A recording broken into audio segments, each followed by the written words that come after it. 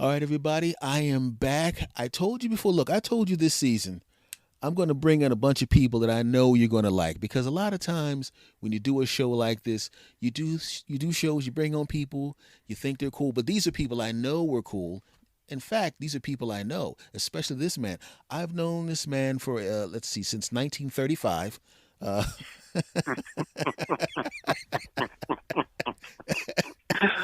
ladies and Oh, gentlemen, comedian, actor, old friend of yours truly, Mr. Nick Colletta. Miss Anthony, how you doing, my friend? Not bad at all, good sir. It's been a long time. We were talking before, right before the show, uh, about how long we've known each other, and it's a weird thing because when I before we became friends on Facebook, a mutual friend of ours, who shall remain nameless because he doesn't want to be named.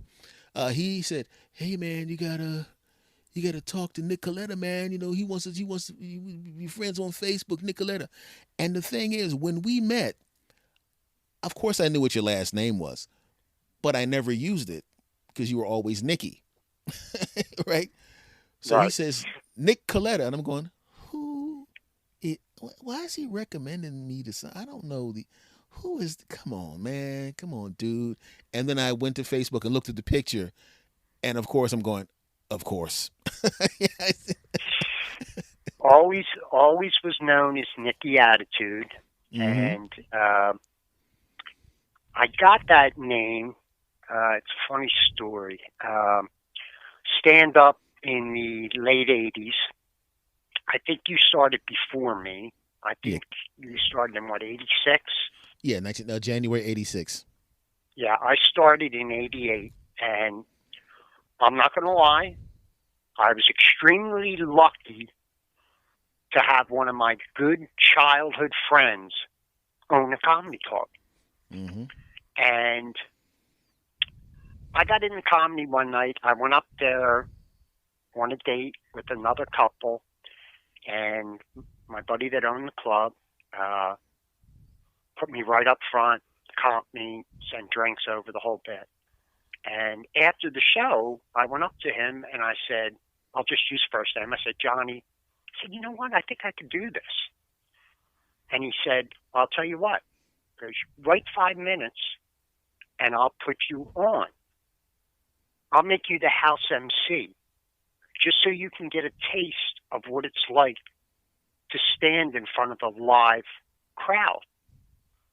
And I said, okay. So I worked on my 5 minutes and it wasn't that good. It was, I got up. Good evening, ladies and gentlemen. Welcome to blah, blah, blah. We got a great show for you tonight. Did the whole thing. Got up in front of a live crowd. I did that 8 days, 8 shows a week for a year. Mm-hmm. I got the most stage time probably out of any Philly comic. Now, it wasn't much time, but it was getting in front of a live crowd and feeling comfortable and finding myself, which was key, which was key. And then we're sitting on his roof one day, and I had about, I don't know, about maybe 15 minutes or something like that. And we had all these acts coming down from New York, and there were characters were big back then. You had Dice Man, you had Kinnison, you had um, Gallagher. I mean, just like guys with that weren't going by their real name, even though I think Gallagher's his last name. But Mm-hmm. you just had characters. And I said to my buddy Johnny, I said, Johnny, I said, I think I should do a character.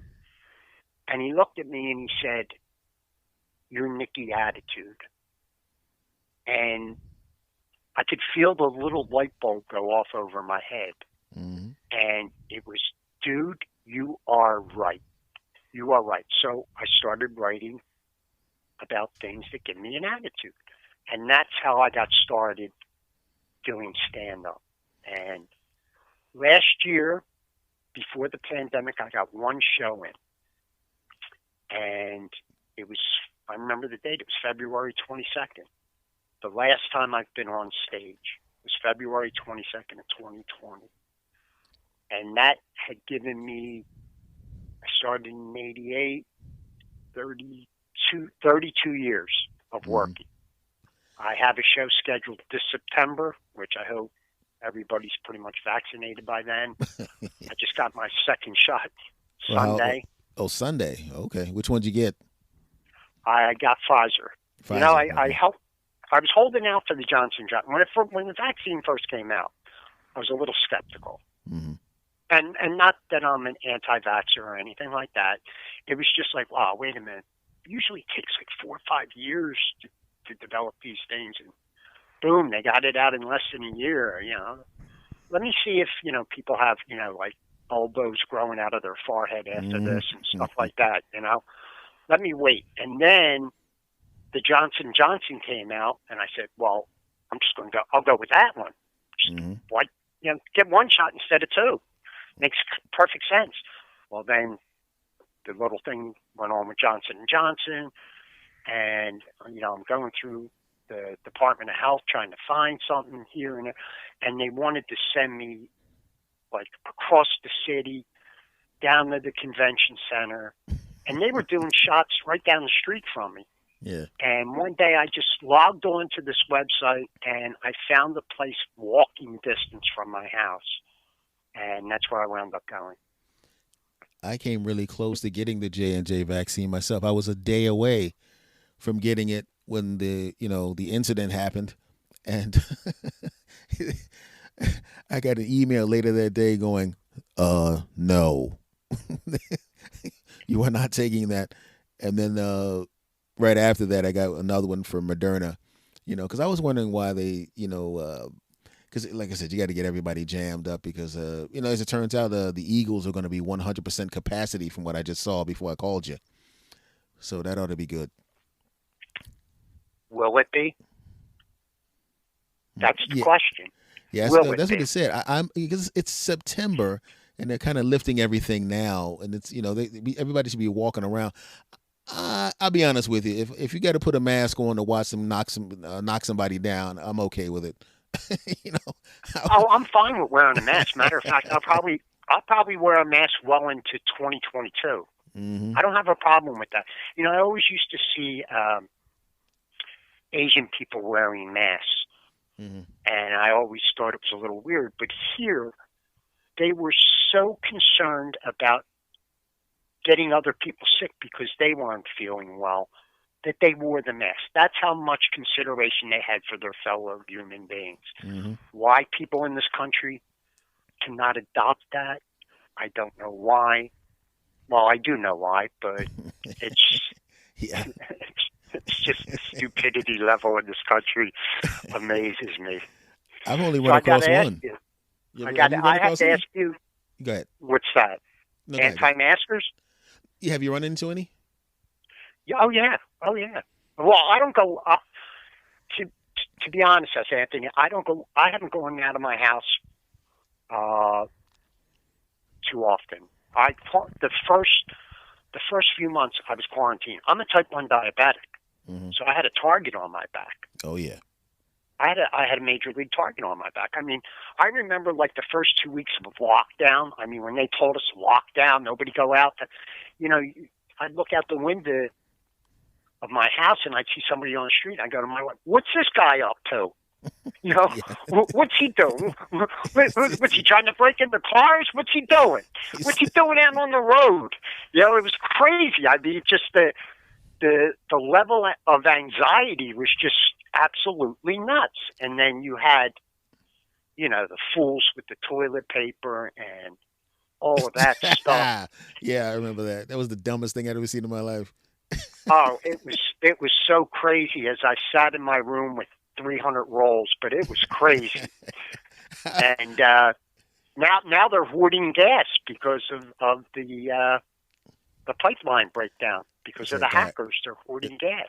I'm like, guys, it's going to be a week. Just fill up and chill. You know what I mean? You ain't going anywhere anyway. But it's really weird because when I went to the supermarket and everybody was grabbing all the toilet paper, which I thought was, I'm going, how dirty are your behinds? I mean, calm down, right? I went straight to the meat. I was getting actual food. And so while these fools were getting in the knife fights over hand sanitizer, I'm going, you do realize you can just wash your hands, right? I'm picking the food. I'm picking up sausages, meats, bacon. I'm just picking up food, and I'm walking to the car, and it's me and six other people actually had food in our carts, and the rest of these idiots, had toilet paper to the year 2057. Yeah, yeah, it was crazy. I remember when I was in the supermarket when I thought it was getting really bad. I think it was my wife was making a meatloaf and she wanted some meat for meatballs, and I had 2 packs of ground beef, and the woman said to me, "I'm only allowed to sell you one." Yeah. And they started rationing the food, and I'm going, "Oh wow, this is getting serious. This is a road in the 60 some years of my life that I've never been down before, and how am I going to adjust to it?" It's And really weird. it was strange in the very beginning, but it looks like now that we're trying to get out of it and we're making progress, and hopefully we can get back on with our lives. I mean, I feel like I lost a year of life. Mm-hmm. And at my age, that's not a good thing.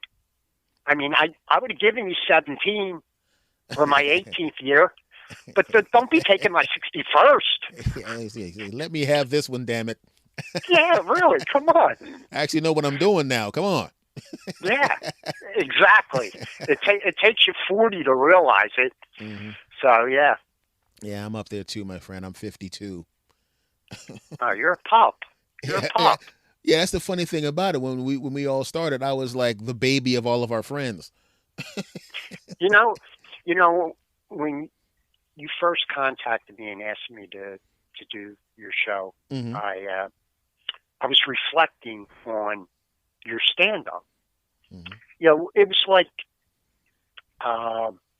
like West Side Story with the clubs. You had the Jets, the Sharks. Yeah. The one club had this clique, and the other club had this clique, and the club I was at up in the far northeast, out of all the cliquey places, we let everybody on stage. We didn't have, oh, well, you belong to this guy. You can't do that. I remember reflecting on your stuff, and I'm going to compare you to somebody. I know you're not. You're probably will poo-poo it and say, no, he was great, and he was a great comic. Was Patricia O'Neill, because you used to do that type of stuff. You used to get up there and talk. It wasn't like joke. You would just talk, and some of the stuff you were talking about seemed like things that happened recently in your life and stuff like that. And I remember you being like that type of comic. It wasn't, you could just do your jokes. There were things that you wanted to discuss. Am I wrong about that, or am I remembering right? Not. I got news for you. I'm still like that. Good. Well, that's who you are, man. That's what you're supposed to do.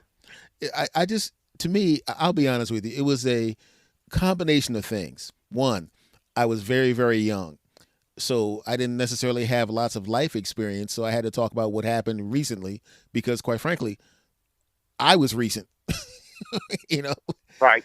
And as an you older were funny. person, oh, thank you, I appreciate that, brother. We had that in common, by the way. But as it is now, as an older person, you have lots of life experience, so you can just pull. You know what I'm talking about. You've been doing stand up almost as long. You just have so much. George Carlin used to say that you, as an older person, you have a bigger filter to push your life experiences through, so what comes out on the other side has more texture to it. I'm paraphrasing him when I say it that way, but yeah.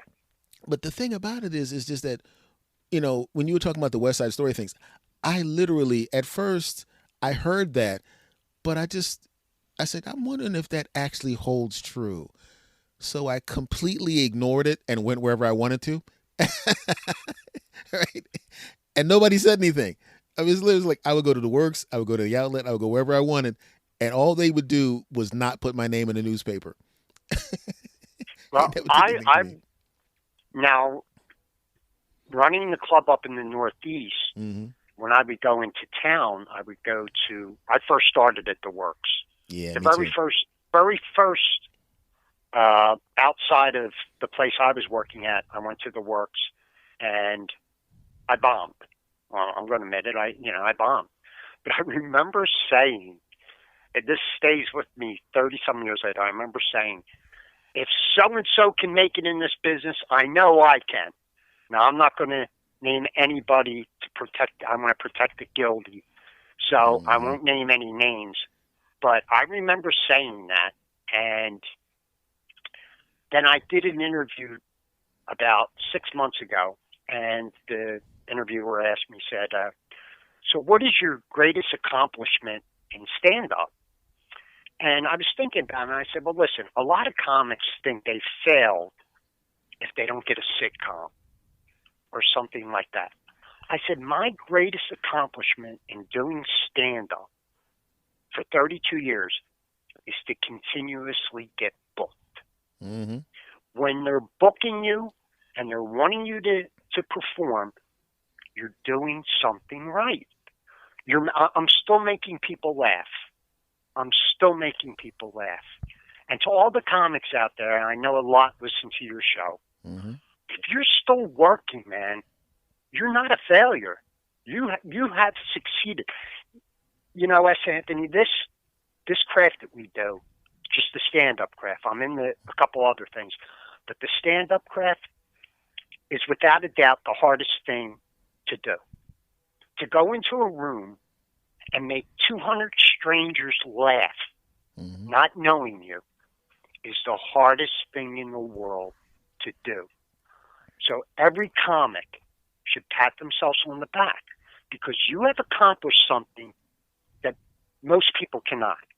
You know, I'll talk with a plumber or something like that, you know, and I always watch them. And it's not I'm watching them to review their work or, you know, make sure they're not monkeying around. I'm watching to learn. I just want to see how you're tightening that pipe so next time I don't have to call you and spend $90 an hour. Exactly. So, you know, the comics that are working continuously, you are a success no matter what. Doesn't matter if you get a sitcom. Very few get a sitcom. And I always see these comics, oh, I didn't get a sitcom yet. Like, dude, you're still working. Stop your bitching. You're still working. You're still getting paid for doing something.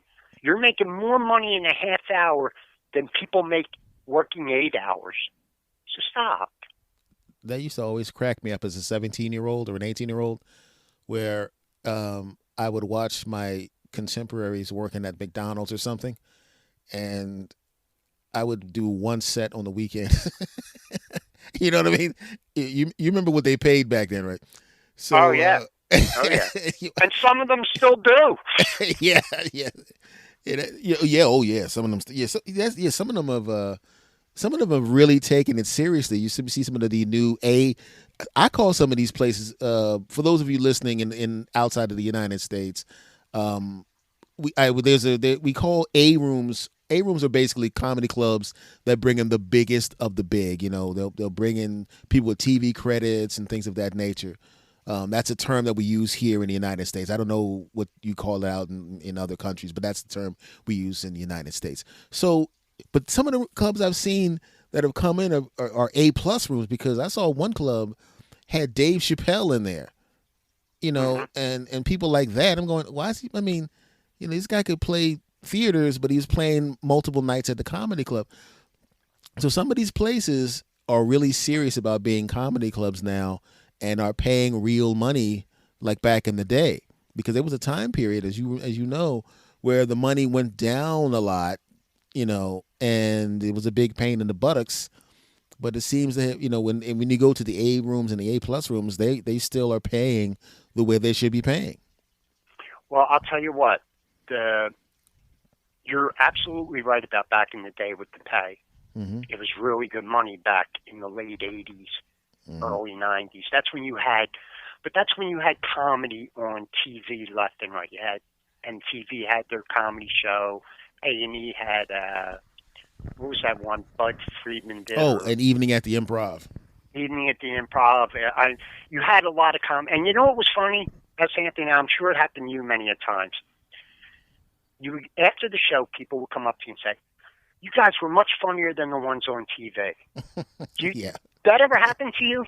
Every Yeah, every show. every show. It's well. First off, we're allowed to be, go over the edge here in the club. They're not allowed to on TV, and the language might be a little different that you can relate to, and stuff like that. But yeah, back in the early '80s and early '90s, that money was really good. I remember, especially the club I worked at.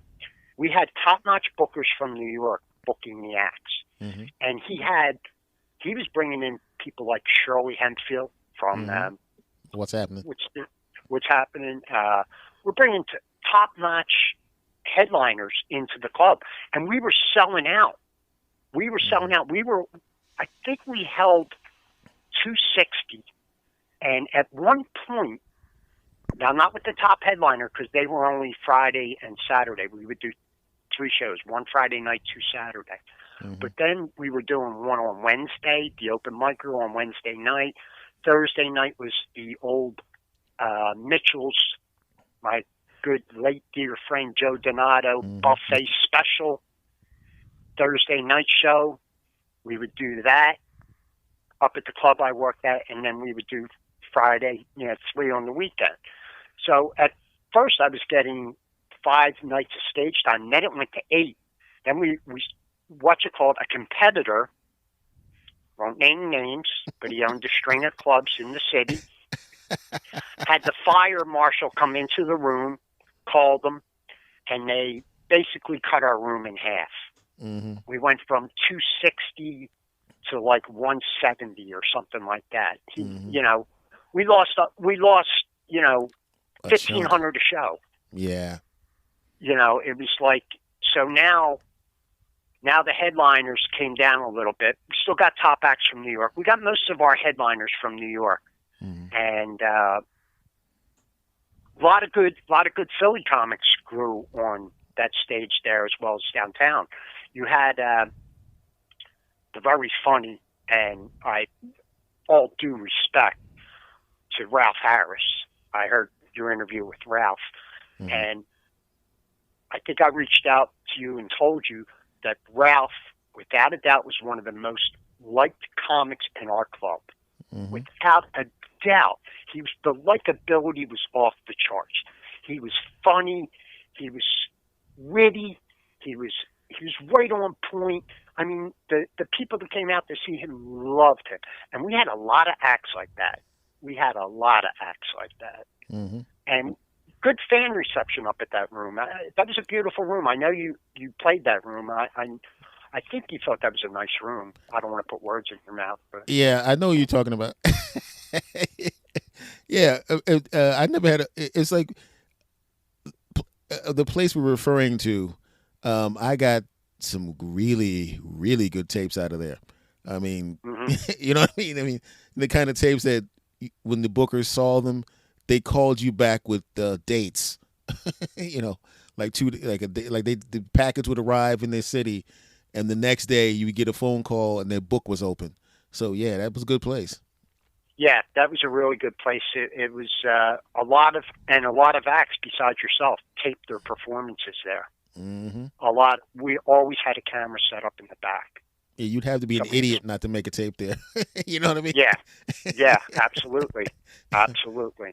Now, I want to ask you this, because this is a weird thing, because I know stand-up Nick, right? Oh, one more thing before, because I wanted to move to your acting, but I want to find out this. You're in the house, you're married. How close to killing you was your wife because you guys were stuck in the house together? Well, look, I'm not going to say this because she's going to hear the interview or anything like that, but she is without a doubt my soulmate, my life and blood for the reason I live. Without a doubt. I mean, I am an extremely lucky man, and the only reason I met her is through comedy.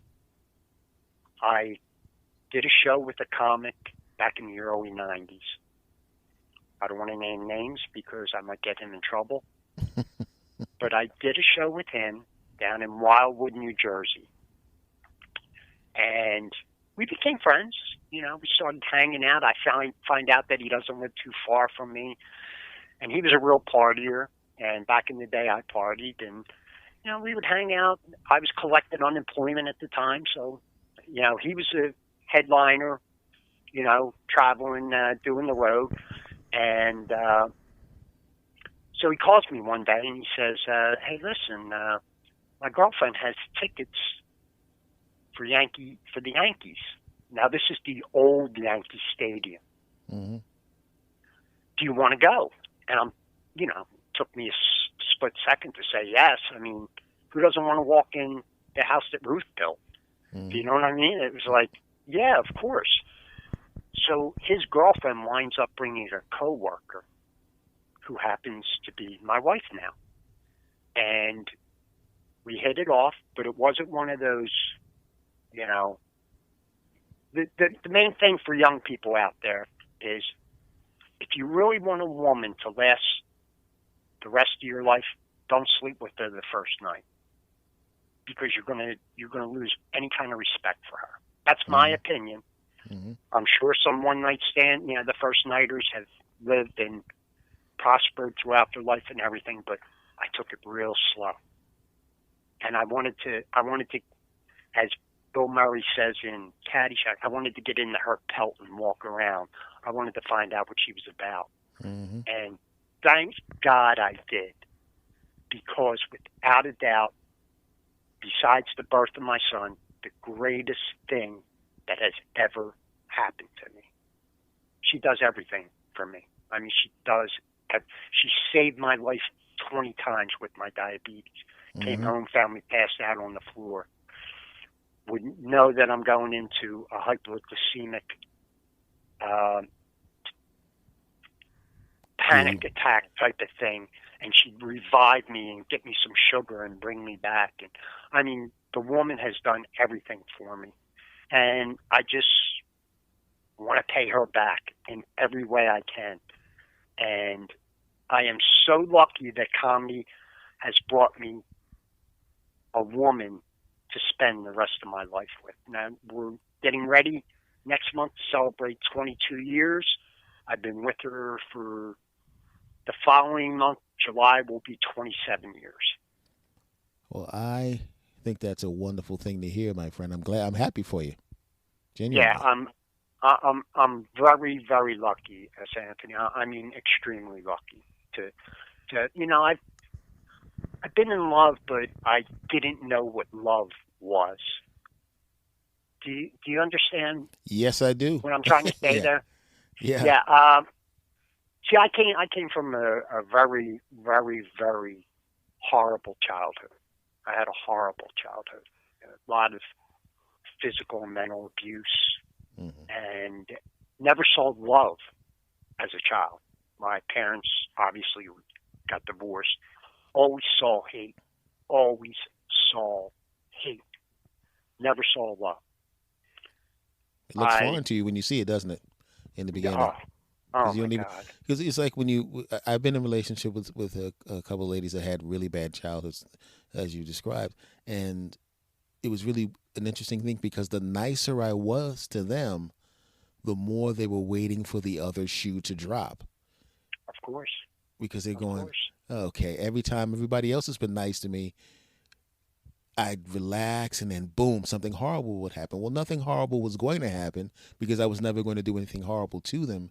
But unfortunately, because of the soil they came from, you know, there was so much poison in it that it took, you know, by the time they figured out how to squeeze it out, they were already had moved on to someone else because I just couldn't, it just wouldn't work, you know. So I'm assuming from what you've said to me that it's had to have been similar for you. You know, you see someone and they're nice to you and you're looking at them and you're going, yeah, what are you setting up? Yeah. It's funny you talked about the soil because during the pandemic, when it first happened, I said, all right, it's going to be a while. What are you going to do? What are you going to do to kill your time? Now, I retired early, and I figured the smartest thing for me to do is my wife is 11 and a half years younger than me. Mm-hmm. So she's still working, and she covers me medically with medical insurance with her job. Mm-hmm. So the smartest thing for me to do, I thought, when I retired was I got to get up when she gets up for work. I can't be laying in bed every day. See you, hon. I'll see you when you get home. Yeah, I couldn't do that. I No. couldn't do that. So, I go down, if her lunch is made, I get it out, or I'll, make her a sandwich. I start her car up for her. Wintertime, I clean her car up, hey, get your lunchbox, go. Let's go. Get me my health insurance. So I wanted to just be productive. So I would get up early, and I figured when the pandemic hit, what do I want to do? So the first idea I had, and it was too hard, was I was going to teach myself sign language. I said, I'm going to teach myself sign language. It could help out in my acting career. I can get a job, signing somebody in a scene or whatever. And I tried doing it online through YouTube, and it was just too hard. Now I'm going to take a course once the pandemic is over with and everything, because I set that goal and I got to achieve it. Once I set a goal, I have to try to achieve it. And I failed, and it haunts me a little bit. The only thing I learned in sign language, I learned something really good, was how to sign giving somebody the verb without giving them just the middle finger. Ah. So they don't know what I'm saying to them. Yeah, so it's like, oh, wait a minute, this guy's deaf. I gotta be okay to this guy. And here I'm saying, F you, and I'm signing it. You know what I mean? So I learned one good thing in the sign language thing, but it was extremely hard to pick up. So I had to go to other things to do to kill my time. Well, the thing is, you started acting later, and this is what I wanted to say, because I know, like I said, you started acting later. But the thing I always thought was interesting was when we start doing something later, and people think that it's late. I just think an art is an art, and whenever you decide to start doing it, it's fine. You know what I mean? Because we've both seen people start to do stand-up comedy at 50 and 60, and technically to us they would be a baby comic because they just started. But I don't see any problem with somebody starting, acting at 50 or 60, or stand-up at 50 or 60, or picking up a guitar for the first time at 50 and 60. It's nothing but a human being expressing themselves and deciding to grow and stretch and evolve. I think it's actually commendable. Let me tell you how I fell into that. And you're right. Everything you just said is absolutely true. This is how I fell into it. I'm doing a stand-up show, right? After the show, a guy comes up to me. He goes, hey, listen, we're having auditions tomorrow for this web series we're filming. I think you'd be really good for a part. And I'm going, okay. And so I'm listening to him, and he gives me the address. He goes, listen, if you're interested, this is the address, this is the time. So I go home, and I'm talking to my wife. My wife practically went to every one of my comedy shows that I've ever done.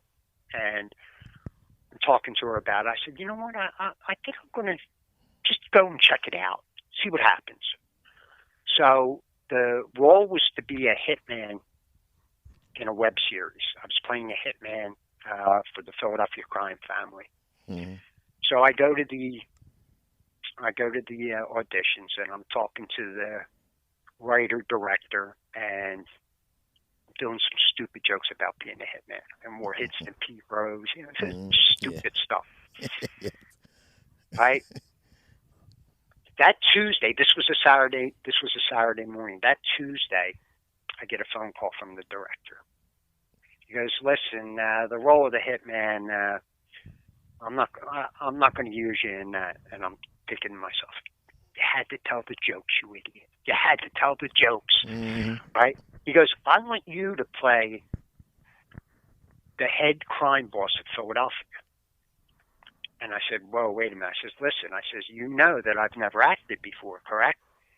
He says, yeah. He goes, I'll direct you. Don't worry about it. I go, okay. Okay, you want to go down this road? Okay, I'll try it. So I talked to a couple people, and the one guy gave me the greatest tip. He goes, acting is just having a conversation. Just having a conversation. So we filmed, there was 6 episodes. This was the second series of this web series, the second season. They did 6 episodes. I was in 4 of them. And I remember going to opening night to the premiere. And I'm sitting there with my wife and the big screen, and I'm watching myself, right? Afterwards, as soon as the lights come up, I turn to my wife and I go, if I want to do this, I got to take acting lessons. I says, because I saw myself just waiting to deliver my lines, just waiting for my turn to talk. Yeah. And it looked, you could see it. You could see it on screen. And I said, listen, hon, I really have to go to school for this. So that was in 2015. So I go online and I'm looking for acting schools. I see this one school called Playhouse West. Yeah. And it teaches this Sanford Meisner. I know you know who that is. Yes, I do. Yeah. And I said, I read up on his technique about listening. And, I figured, if you're going to take acting lessons, the first one you should take is learn how to listen, right? It's common sense. So I go and I start taking classes. And they were night classes. And they were from 6:30 to 9:30, 3-hour class. So I did an audit at the school. You do an audit, you sit in the back of the school, you watch the actors do their scenes and whatever other exercises. So afterwards, I go up to the teacher. He's auditing me. Well, why do you want to get into acting? I go, I've done stand up for, I think it was like 27 years by then, 26 years. I said, and, I always wanted to be an actor. I said, I didn't have a deep passion. I said, but I filmed something. I saw how bad I was, but I really want to do this. And he was happy with that answer because, once I used to sit next to him and I would hear people get audited and, I want to be famous. And he wouldn't even sign them up. That's my job's not to get you famous. My job is to get you to become a really good actor that everybody wants to work with. That's my job. So he would turn down people. So I'm glad that I answered the right questions when he audited me. So I started classes. That January, I started in November. That January, I said to my wife, I said, hon, I want to retire. I was 56 and a half years old. I said, I want to retire and I'm going to pursue this. I said, I can get my pension from the Teamsters. I had just done 25 years with the Teamsters. I said, I can get my pension with the Teamsters in 5 months when I turn 57 in May. I said, I got plenty of money in the bank to carry me till then. It won't be a problem, blah, blah, blah. We had a real low mortgage, no problem. She goes, do it. She was the one that almost forced me to retire because she saw that I had a passion for something and she wanted me to pursue it. That's how good of a wife I had. Not once did the question come up, do you think we'll be able to make it? It was, do it. Go do it. So I retired from my job in January. So they had classes during the day and at night for beginners. They had 12 to 3 and then 6:30 to 9:30. So when I retired, I went to the 12 to 3 class. And I told the teacher, I said, listen, I'm retired now. I have nothing to do. I want to take the night class too. And he didn't poo-poo it. He didn't say anything. He just, okay, we'll see. Because he's seen actors come and go. People quit so easy when they find out how hard it is. So I would do the 12 to 3 class. And then instead of driving home, I would stay down by the school. And there was an Arby's and a Dunkin' Donuts. And I would get classmates to go there and we would rehearse. In the beginning of Meisner, it's repetition. Like I would say to you, you're wearing a black sweater. And you would say to me, you're wearing a black sweater. Not, I'm wearing a black sweater. Exactly what I say, just to get the discipline of listening. You're wearing a black sweater. You got to say back to me, you're wearing a black sweater. Then it gets personal. When I say you're wearing a black sweater, after a little while, he'll change it up. He'll say, all right, make it personal. Then you would say, I'm wearing a black sweater. I'd say, you're wearing a black sweater. And then you got to try to pick up how I feel about that. Mm-hmm. So I was into that, man. I was hooked. I was hooked right away. So I started taking the night class. But then I was rehearsing 3 hours in between. And then on the Mondays and Wednesdays, when advanced classes, I would hook up with somebody and we would rehearse all day. So then I got moved to the advanced class. And that was Monday and Wednesday, and that was from 12 to 3. And I showed up Tuesday. He told me the week before, you're in advanced class next week. So I'm going to start you in advanced class next week. I said, oh, great, thanks. Well, I show up Tuesday for like the beginner's class. It's, pretty much beginner. There's some advanced people there that can't make the night, can't make Mondays and Wednesdays. So they would come on Tuesdays and Thursdays. So I started doing the day class Tuesday, rehearse 3 hours, the night class Tuesday, come back Wednesday, do the morning class, the advanced class, rehearse for a few hours, and then go home. So I was doing at one point 6 classes. I did over 600 classes in 3 years. I got that. It was like back at the comedy club where I have my own stage. Mm-hmm. I was getting stage time. I was getting up in front of people and acting the proper way. So I got really, I'm not going to say, I'm not patting myself on the back and saying good, but I learned the craft. It took me 3 years. I'm still learning every day, but I had to jump because I was putting in so much time rehearsing. And I was voted at one point in class the hardest working person in class. And the teacher got on the young students. Say, hey, you're going to let this old man outwork you? And then I look at the teacher like, old man? I got you by a year. Who you calling an old man, And so that's how I got into the acting. And I've been having so much fun with it. It's like very similar to martial arts. I think they call it the see, think, do reflex. Like when you see something, you think about it, then you do it. And when you do enough repetitions, like Bruce Lee says, I don't hit, it hits all by itself. You don't have to think about certain things anymore because you've burned that record groove into your brain so deeply that you can just react. Because I've seen myself in some classes I took back in the day. Those 3 hour classes in the beginning seemed long as hell. Yeah. But I saw myself the guy was facing me, I was facing him, and there was a mirror behind his head, and I could see myself. I call it double dutching. When you see little girls doing double dutch and they're just kind of jumping, waiting for their opportunity to get between the ropes. Right. I could see myself just like you caught yourself double dutching on film. You were waiting for your chance to get your line in instead of paying attention to what this guy was saying or not paying enough attention. And I was doing the same thing. So when you said that, I almost chuckled because it took me back to the early 90s, and I'm looking at young me. This guy's talking to me, this long monologue, and I'm waiting for my monologue that follows his monologue. And all I remember was his last words were, "in the world." And I didn't pay a damn attention to anything he said.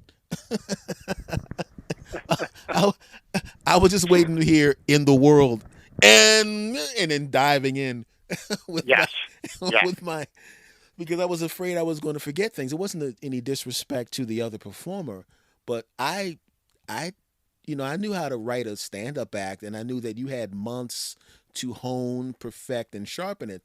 This is somebody handing me a piece of paper going, yeah, memorize that and say it tomorrow. Mm-hmm. And that's not That's not an easy thing to do. In fact, I haven't done it in a while, so I probably have to start from scratch almost. But it was as soon as you said that that's what you saw on film, I remember that, uh, and I just I just remember doing the first hour of class. I'm going, man, that was a good class. Okay, now we're gonna. There's more. Yeah, see, I'm an advantage now because of being retired.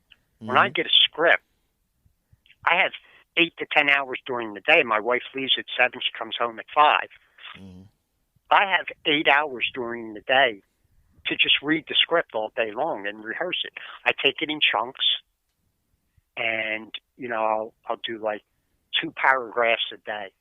I'll memorize it, Mm-hmm. and and the thing about uh, memorizing things, you learn all these lessons. And I'll tell you what, YouTube's the greatest teacher in the world. It really is.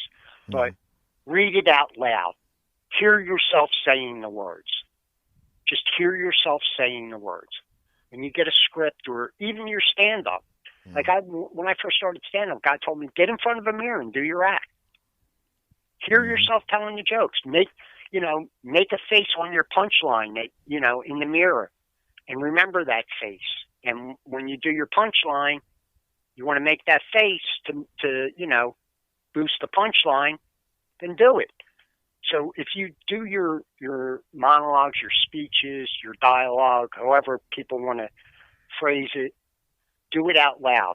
Say it out loud. Listen to yourself talk. Hear it. Hear the words. Don't just read it. Hear them.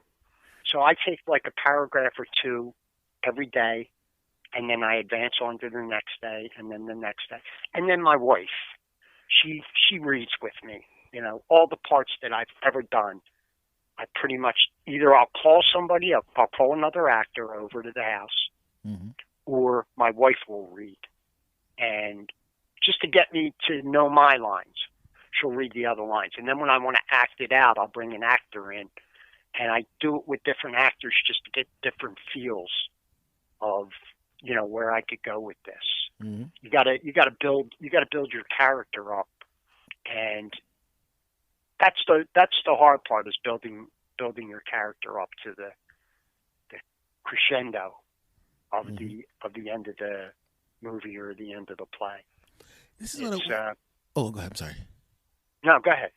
I wanted to ask you this because this is something that I noticed on my end.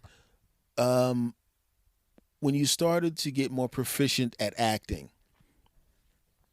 and you're still doing stand up, did you notice something that I noticed in myself was that my act, I could see the techniques and skills that I had learned from the classes had slid right into the stand up.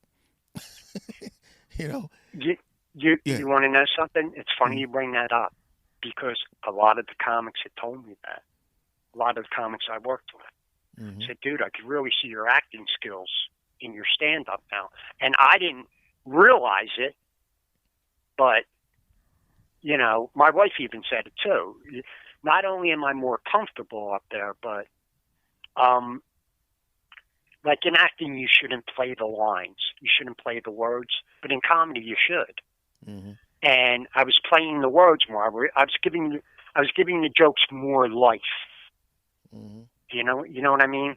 Exactly. And so, yeah, I definitely know what you're talking about on that. And I personally really didn't notice it until people actually told me about it.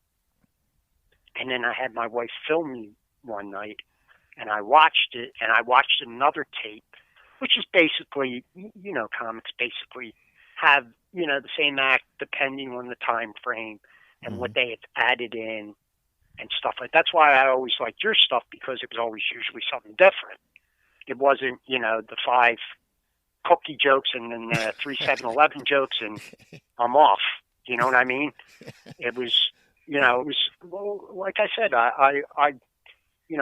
watching Patrice O'Neill and stuff. I've seen this before. I saw this in the '80s. You know, Yeah. It's a weird thing because it's like I didn't.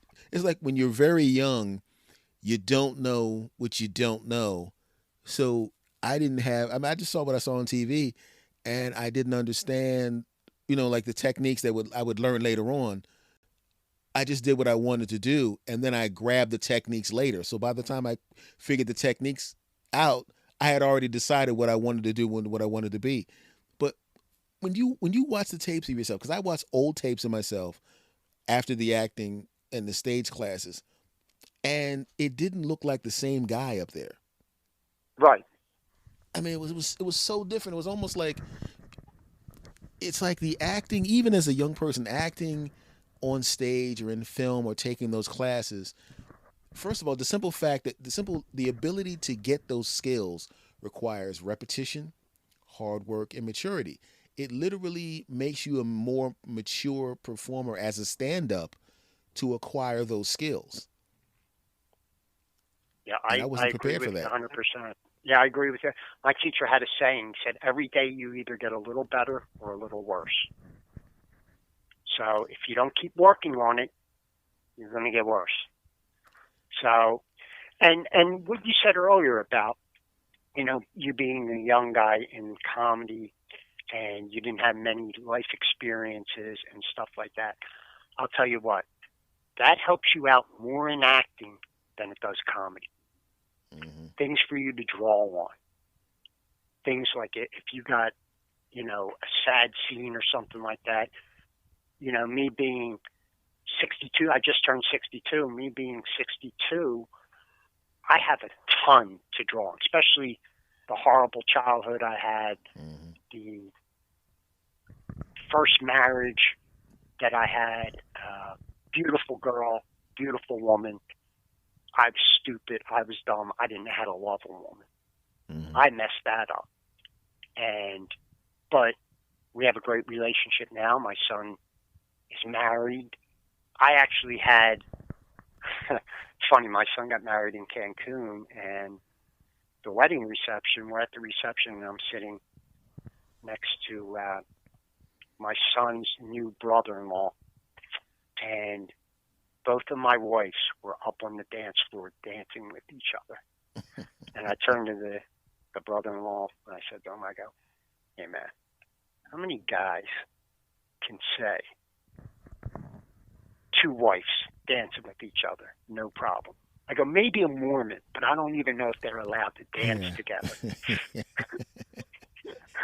But, I mean, so we have that kind of relationship. It's good. I made all my apologies, and I needed to apologize to the woman. I just was not ready. And you know what got me ready? To be honest with you, I had a horrible father, but I had a good dad, my stepdad, that married my mother after my father abandoned us. Mm-hmm. My mother came down with cancer in '87, and she was given 2 months to live. Yeesh. So my stepdad went to his employer, and my mother wanted to die at home. It was a must. Mm-hmm. Do not leave me in a hospital to die alone. Okay. So my stepdad takes a leave of absence from work. Well, I follow suit. I go into my boss. I said, listen, my mom's dying of cancer. I got to be there for her. I need to take a leave of absence from work. Thank God I had a nice enough boss that said, okay. Mm-hmm. Now, I was out of work for 9 weeks without a paycheck. I did a 12-hour shift. My stepdad did a 12-hour shift. And I saw what love meant by what he did for my mother. And it taught me a lesson. And he passed away recently, and I said it in his eulogy that he was the man that taught me how to love. And it took me 28 years to learn that lesson, how to love a woman. 28 friggin' years it took me. And that's why my relationship with my wife now is so good, because, look, dude, if you want to have a good marriage, it's like having a child. You got to put that other person before you. You got to stop being selfish, and you got to put that other person before you. That's when you know you found the right person, when you're willing to put them before yourself. And I saw that in my stepdad. I mean, he was beaten down. He was watching the woman he loved deteriorate and die, but yet he was changing her diaper. He was combing her hair, doing whatever made her comfortable. And it was like a wake-up lesson for me. It woke me up so much that, I was really mad at myself for not knowing this. But you have to see something to learn. They say children, you don't tell children what to do. You show them what to do. Mm-hmm. They react by seeing. They don't react by hearing. They react by seeing. So I was still a child, and I saw, and I learned. And it was the best lesson I ever learned in my life. It really was. It's a good thing as a human being to be able to adapt, because let's be honest, there are going to be people in similar situations who will see all of this. And the fun, I always say to people that I know, is like, if you just look around, there's life lessons in front of you every second of every day. If your antenna is up and you take the knowledge that's right in front of you and you apply that knowledge, all you're going to do on a constant basis is improve yourself, improve your circumstances, and improve your life. There are people that I know that can't be named that were in very, very, very similar circumstances to what you just described that I know personally. And they did not learn anything. They did not change how they treated women. They did not change how they treated their children. They did not change their habits. They changed nothing. And all they did was consistently repeat the same terrible cycle and refuse to learn. You learned. That's why you're in a happy marriage. You learned. That's why you're doing what you love to do. You learned. And that's an important thing. You learned. Because a lot of people, they'll see exactly the same things you saw and not get it. Your antenna was up and your computer was on. That's a good thing. Yeah, I read a book. And did you ever hear the book Rich Dad, Poor Dad? Yes. By Robert, I think it's Kiyosaki. Kiyosaki, yeah. The one thing that I took out of that book, obviously I'm too old now to apply his techniques. Young people should read that book. Mm.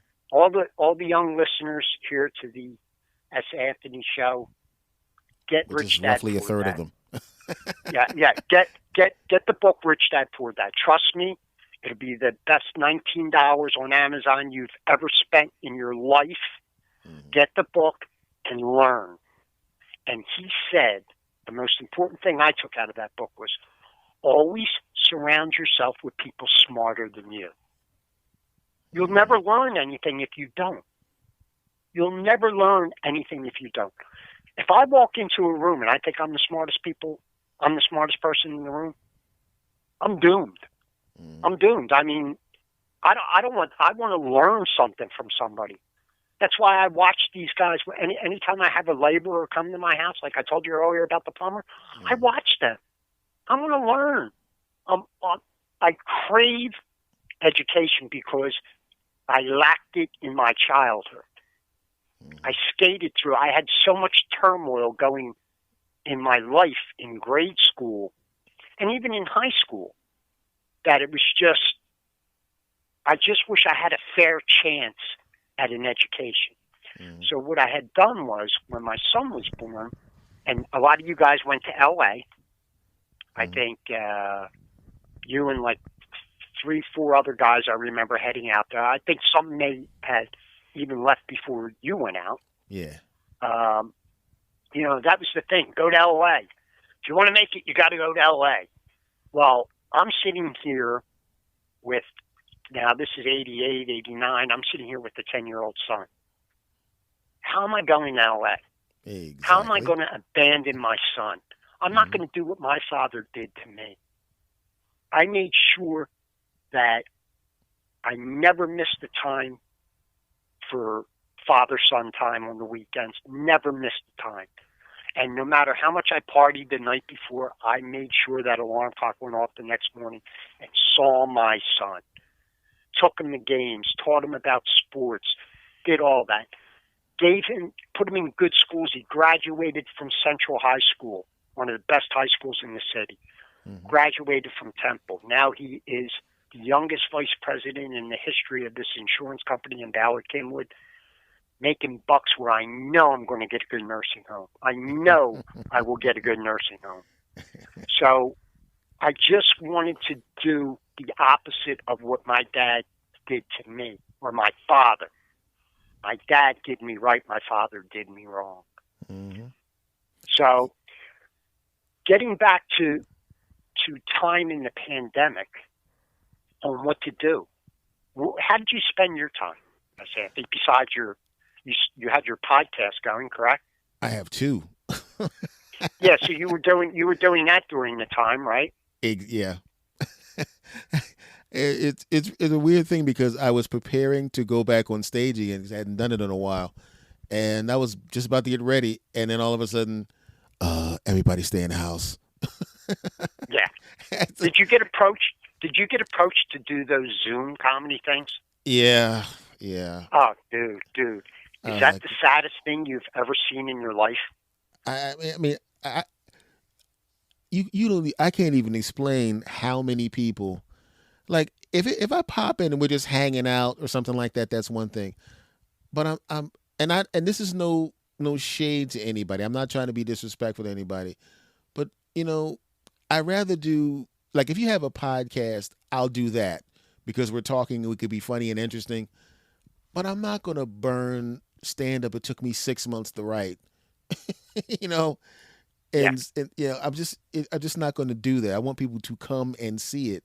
Because people go, "Would you like to come in and do the Zoom class?" Like, I write I have two podcasts that I do. I interview people. On the other podcast is just me doing my thing.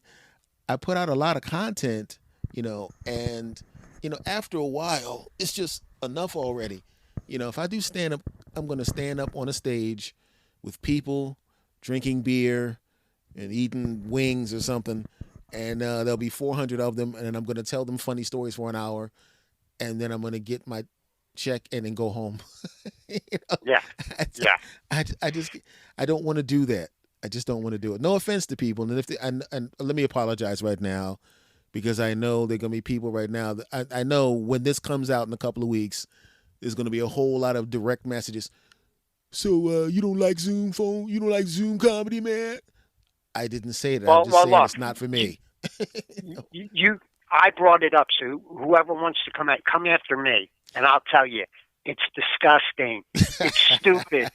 I don't want to see you standing in your living room with a spatula in your hand as a microphone doing comedy to nobody. It's not funny. Oh, it's not funny, dude. It's just not funny. You got to interact with the people. You got to interact with the people. That's basically where my act has gone lately, and probably the last 10 years. Now, I heard your one interview. I forget the gentleman's name, where you were talking about, and I don't do it either, about you saw comics breaking this guy's stones about him being heavy, and that you were never going to. Oh yeah. Pick on people. Well, see, what I do is I talk with people. I don't pick on them. Like, I would never do, the heavy jokes or anything like that, or say, anything like that. But I mean, if you're wearing a sweater that looks like the Twister board, I might say something. Yeah, but but he could take the sweater off. You know what I mean? Yeah, exactly. So, and I found it. Believe it or not, Anthony, here's my little nugget that I learned over the years about messing with people. I had a comic that I open up for all the time. He's the biggest comic in Philadelphia right now, without a doubt. I'll give his name because he's not guilty. Joe Conklin. He's the biggest comic in Philadelphia. Who you're talking about. I know okay, Joe. Yeah, I didn't even have to say his name. And I've been working with Joe since like the 90s, the early 90s. He did the speech at my wedding. Joe can have anywhere from 200 to 2,000 people at his show. And you got to be clean, and you have to just don't drop the F-bomb. So, to work in front of that many people, the demographic is perfect for me. of his audience. You got some older people, and you got some young guys, and that suits my comedy well, both ends, because I talk, try to be a little hip, but I'm not, but I try to be, and so you just you got to adjust with that, and I found if I want to like talk with people, like if I was to ask a guy his name and go, hey, what's your name? We'll go, Bill. I go, Billy. If you put a Y, I found this out, and it works, man. If you put a Y at the end of somebody's name, it seems to bring them back to their childhood, and they're more accepting of what you're saying to them or how you're breaking their stones in a nice way. What's your name? Tom. Hey, Tommy, nice shirt. Yeah, boom. It's okay. They seem to, I don't know. I think my theory's right. I don't know. I would like other comics to try it. I've told other comics about it, and a few have tried it, and they said that they could see where I'm coming from on that. You just throw a Y on the end of somebody's name. What's your name, Nick? Hey, Nicky, what do you do for a living? Boom. They're willing to talk to you.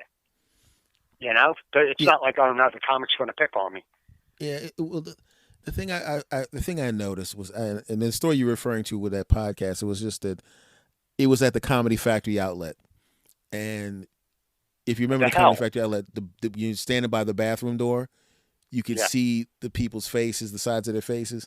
And it was this heavy guy with this cute little lady who was with him. It was obviously there was a new relationship.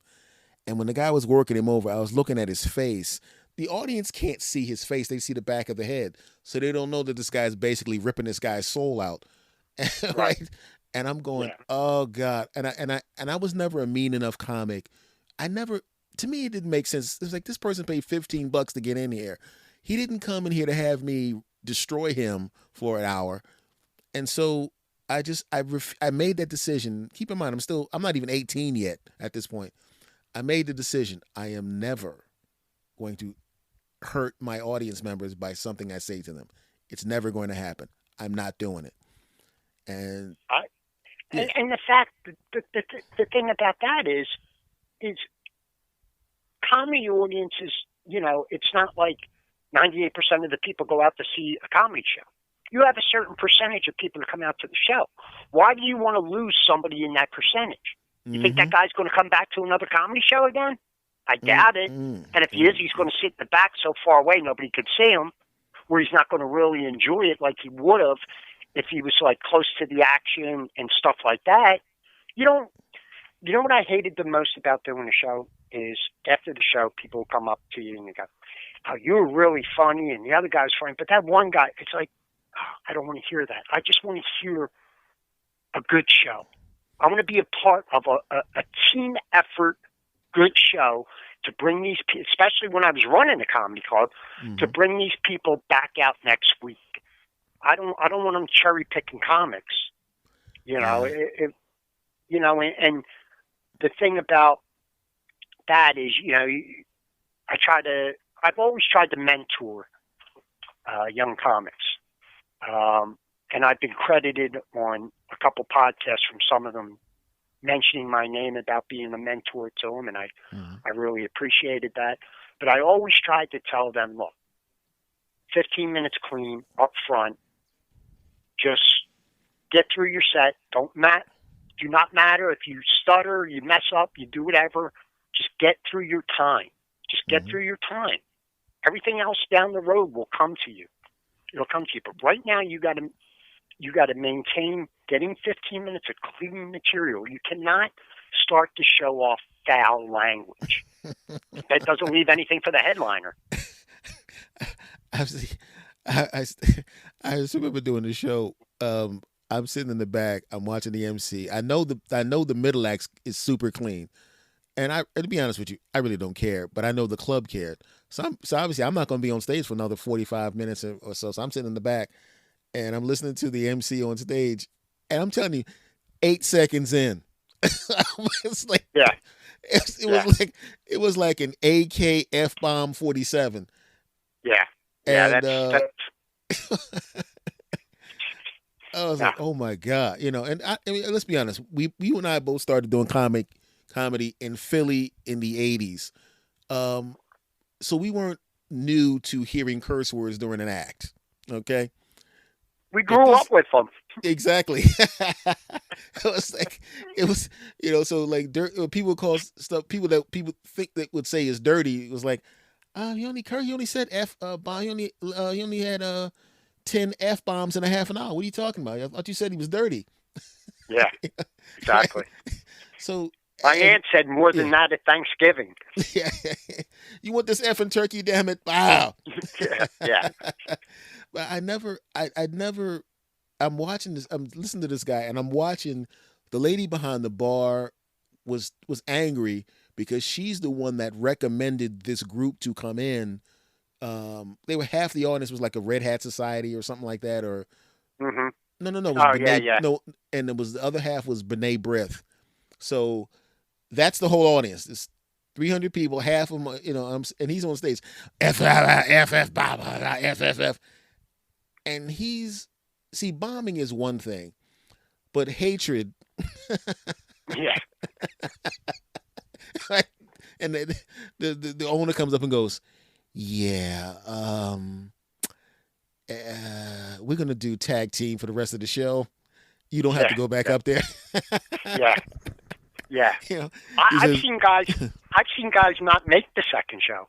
"Oh, this guy."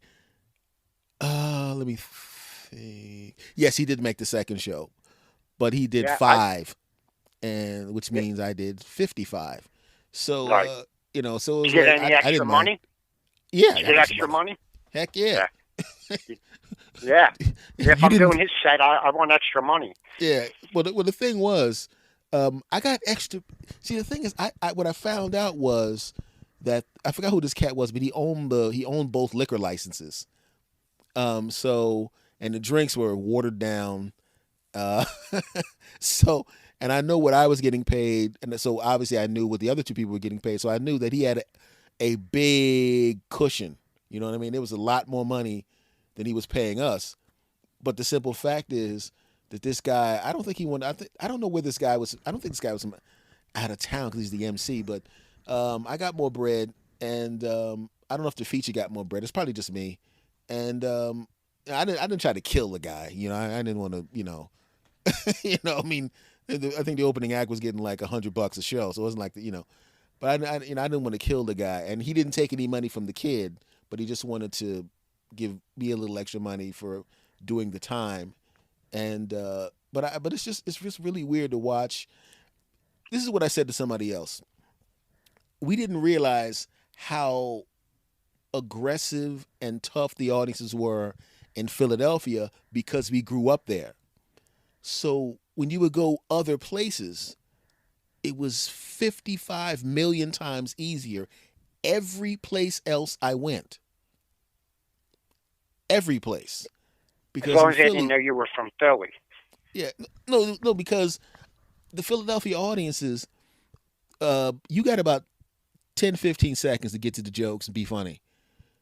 Other places they give you a couple minutes. hmm So, Yeah. so I was, I'd walk up on stage, blah, blah, blah, blah, I'm right in there, and they're like, oh, I guess we can laugh now. You you you know you said that like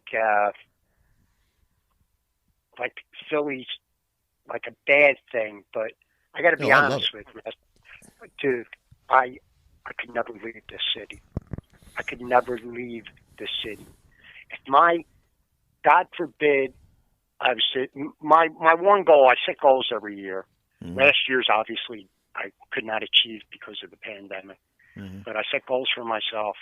Now my one goal is to get on like a TV series, to be Mm-hmm. like one of them old crusty detectives, or Mm-hmm. one of them guys, something like that, or just a weekly TV series. And I could not leave Philadelphia.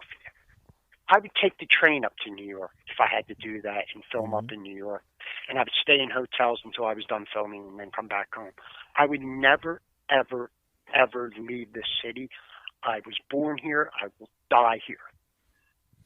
Philadelphia is, I got the grease from the cheesesteaks running through my veins. It's just, I am Philadelphia.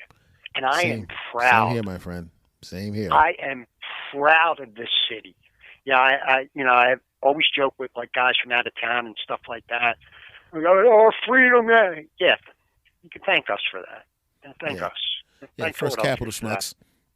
Well, and then I always get the guys up in Boston, the guy, oh, well, it started up here. We had the tea party. You had a tea party, dude. We had a revolution. Mm-hmm. You started a little tea party, man, got the ball a little rolling, but everything important happened here. All the brains congregated here. I could walk downtown and walk into a place where the Constitution was written. Everything was done in Philadelphia. We are, without a doubt, the greatest city on our planet. I don't care what anybody says. I know the crime rate's high. I know there's a lot of poor people. I know our education system ain't that great and everything. But without a doubt, in my opinion, and it's strictly my opinion, and a lot of your viewers, a lot of your listeners are going to poo-poo me, Philadelphia is the greatest city in the world. It's the greatest city. I don't care what anybody says. And they better not poo-poo, because the host of this show is also from Philadelphia. Yes, you are. Now, what part of Philadelphia did you grow up in? West Philadelphia. What part of West? Southwest or West? West. Okay, see, because when I was with the Teamsters, I had a job like UPS. Mm-hmm. I made about 120 deliveries a day. And my route was I would start in Ballard Kinwood, go all the way up to St. David's, come back down, cross over Lancaster Avenue, and do from Parkside down the Market, from Lancaster down the 48th. Mm-hmm. All right, so you know my square right there. Yes, I do. And I'll tell you what, I could not wait to get into West Philly. Mm-hmm. Because the whole day I was putting up with mainliners who would look at you with their glasses down their nose and they look over the frames at you. You would say, did you sign here for your payroll? My signature? No. Why don't you put Minnie Mouse down? And then when your company calls to find out who got the payroll, they could read Minnie Mouse signed for it. Of course your name. I would get looked down upon by the mainliners. And then when I went into West Philly, it was like, these people are real. These are real people. Now, I always knew that as a kid growing up.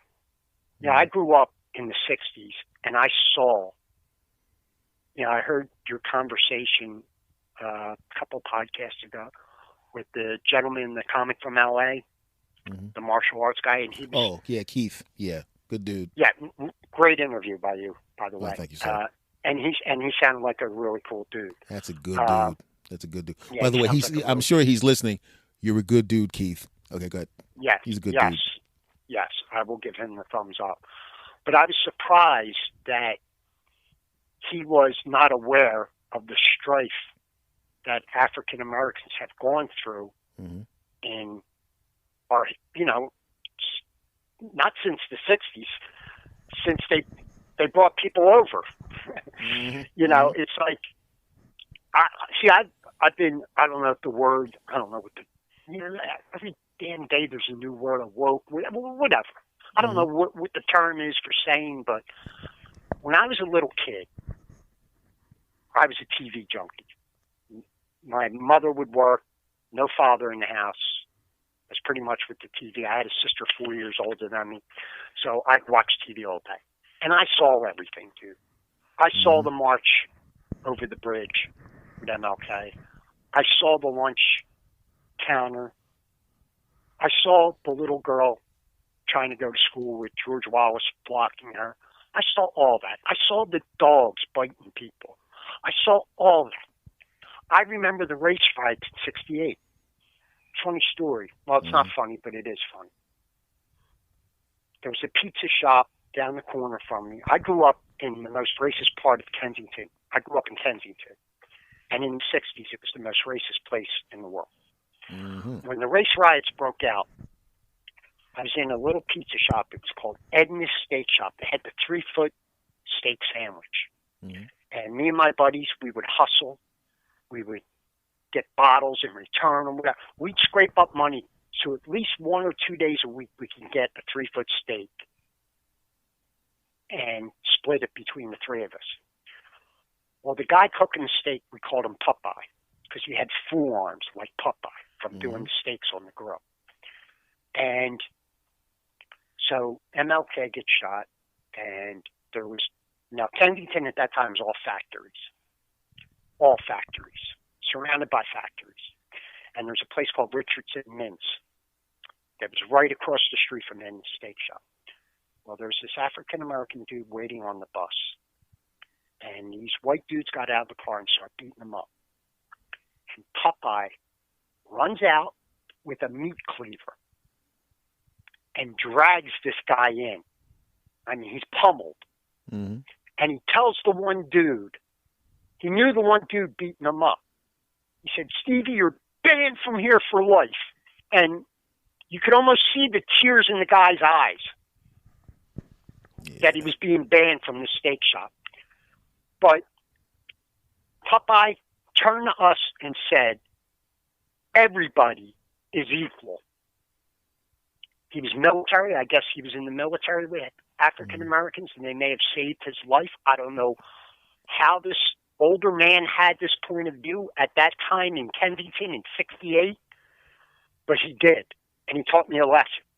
Mm-hmm. And I always felt when Black Lives Matter started, and I thought, okay, now it's time. Now, I've been waiting. I've been waiting since the 60s for black people to at least be acknowledged, to be freaking acknowledged. I mean, how hard is that, white America? How hard is that? And then you see all the stuff on Facebook, all the hate. White lives matter too. My buddy said to me one day, you know what Black Lives Matter should have done? They should have said Black Lives Matter too. If they would have just put the word too. I said, dude, that wouldn't have done nothing. Because you would have had crackers just saying, white lives matter too. It'd be the same thing. Yeah, it'd be the same thing. Yeah. Semantics doesn't change anything. Yeah. No, it's amazing. It is amazing to me that white people don't understand white privileges. They don't understand it. And I try to explain it to them. I go, all right, here's a perfect example. How many times have you been stopped on the street or in your car and said, the reason you're being stopped is because you fit the description that we're looking for? I go, it's never happened to me. How many times has it happened to you? I'll wait. I'm still waiting. I'm still waiting. Mm-hmm. It's never happened to you. It happens to African American people every day.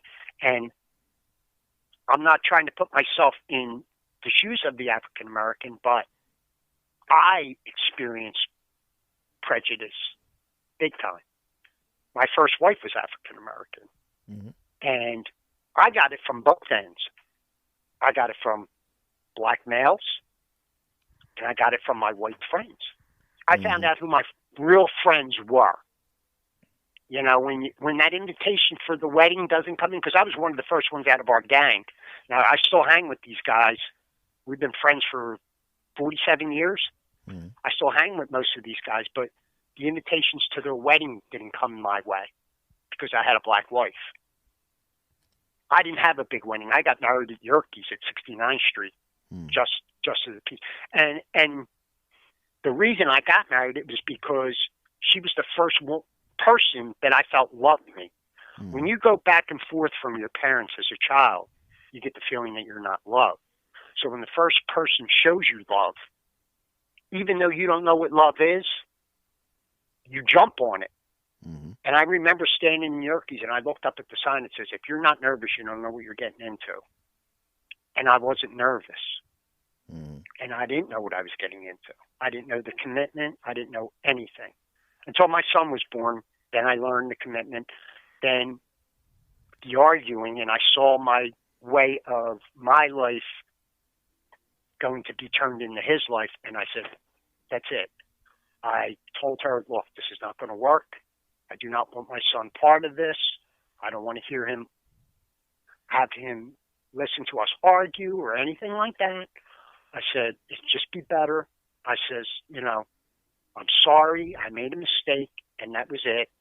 And then I was able to have a better relationship with her not being married to her than being married to her, if that makes sense. Makes perfect sense. And so I've been waiting and waiting and waiting for this. And like I said, I would get pulled over all the time when my wife and my sister-in-laws were in the car. We'd go into a store. We'd be followed. My son, I'm sure that happens to him all the time. My son told me, I had a long discussion with him, and he identifies as African American. Well, first off, I'm a dark Italian, and his mother was extremely dark African American. So he identifies as an African American. And I got him a job when he was 13 years old. This is back in the day when Hilfiger, Nautica, Polo, that's what all the kids were wearing. That's what they were all wearing. I think 50 Cent started it with Hilfiger. I don't know. But that's what all the kids were wearing. He wanted to wear these clothes. I was like, dude, I wear stuff from Target and Kmart. I'm not spending $60 on a shirt for you. So my buddy had a restaurant. I got him in as the dishwasher. And he worked there from 8th grade until he graduated college. And he went from dishwasher to running the store where the guy didn't even show up. My kid would open up, run the store, the whole thing. My son said to me, Dad, he goes, that was the greatest introduction to prejudice that I've ever experienced in my life. He goes, it made me realize what prejudiced people are and how to detect them and how to do everything with them. He said, you taught me two great lessons in life. You taught me how to deal with prejudiced people. And the one thing I always told my son when he was a child is always question authority. Always question authority. Don't ever stop questioning authority. Once you stop questioning authority, you're done. You're done. You are a victim now. Always question it. And we had this discussion a couple weeks ago, and I was really, really happy that I was at least able to give him two really good life lessons. Yeah, that was actually pretty interesting that he stayed there that long, because that's, it's good because you it's kind of a load lifted off of you because you got the job. You don't have to go from this little stupid office job to that job over there. That's a pain in the neck and a load, a huge load lifted. Yeah, he was making his money for his clothes. That's all he cared about at the time when he was young. And then, I had a rule with him. I said, whatever you make the week, you got to put half in the bank, and the other half, I don't care what you do with, just don't buy drugs. And my kid never did drugs until he went to college and, experimented like every kid does. So, literally. Yeah. So he learned how to manage money, and he bought his own crap. I had to spend $60. I'd get him one shirt for Christmas. I'd get him a polo shirt for Christmas. But dude, I'm not buying you 3 shirts for you to wear to school. He went to Central, so it wasn't like the uniform. It was like what they wore. And back then, they were all wearing Hilfiger, Polo, and Nautica. My kid today wears nothing but Polo.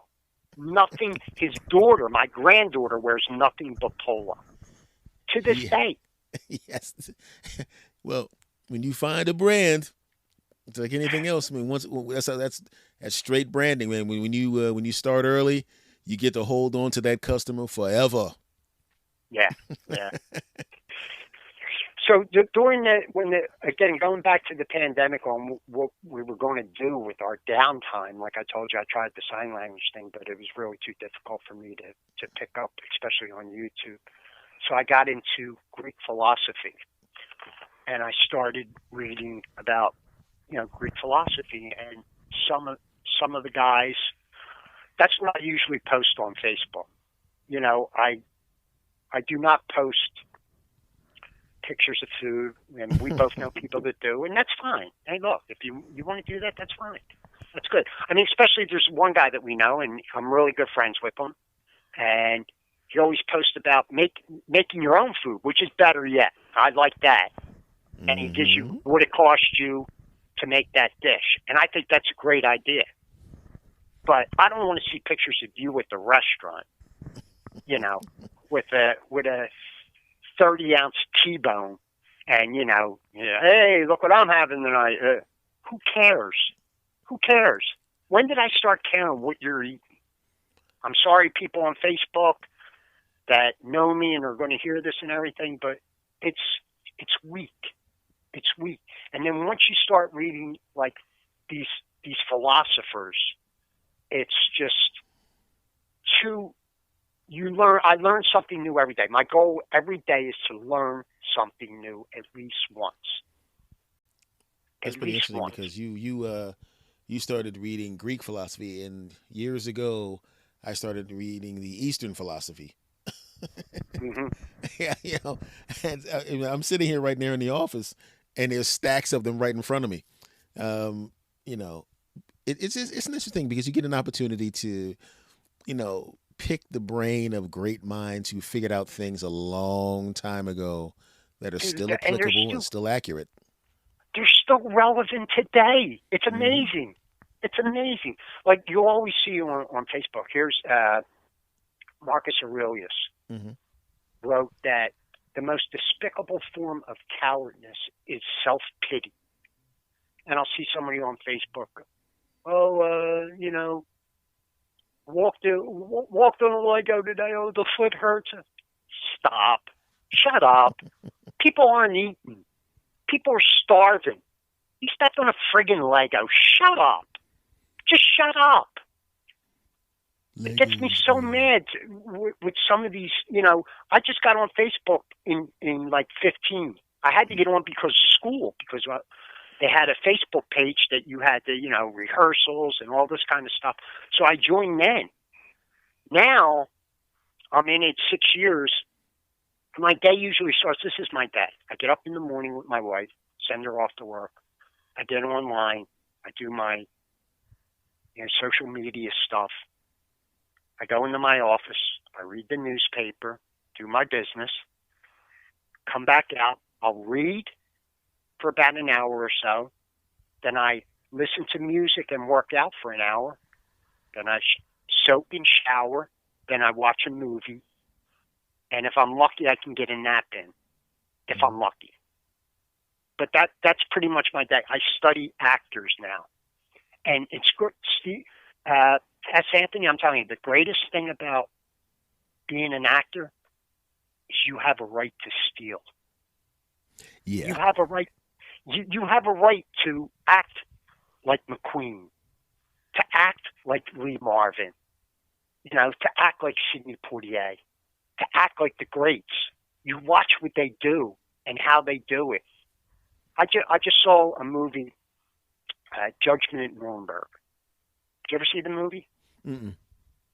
Okay, you got to watch it. It's a must-watch. You get it on YouTube for free. It's about the trials of the Nazis after the war. And Burt Lancaster plays a Nazi guy who's up for the mass murder of all the Jewish people in Poland and everywhere else. And his stillness.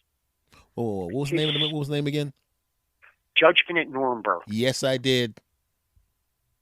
I did see that. Yes. Max Michel won the Oscar for that. It has so many really good. Shatner's in it. I think Judy Garland was in it. Everybody but you and me were in the movie. Yes, yeah. Probably, that's Anthony. Probably the greatest ensemble of actors ever put on film in one movie. To be honest with you. And that's what I do. I fill my time by watching movies and studying actors. My wife doesn't want to watch a movie with me now because it takes me 3.5 hours to watch an hour and a half movie. Yeah, I know what you mean. Yeah. Because I got that rewind button. I go, wait a minute. Mm. I got to see his choice on why he did it this way. I just got to understand a little better. And I'll rewind it and I'll watch the scene again and I'll watch his choice and yeah, man, that was really good. Or you know what? I may have done it this way. You know, and so I'm a real pain in the ass to watch a movie with. I really am. Girlfriends can't watch comedy specials with me. Now, No, because they'll be laughing their heads off, and I'm studying technique. well, you well, know? we come from the school.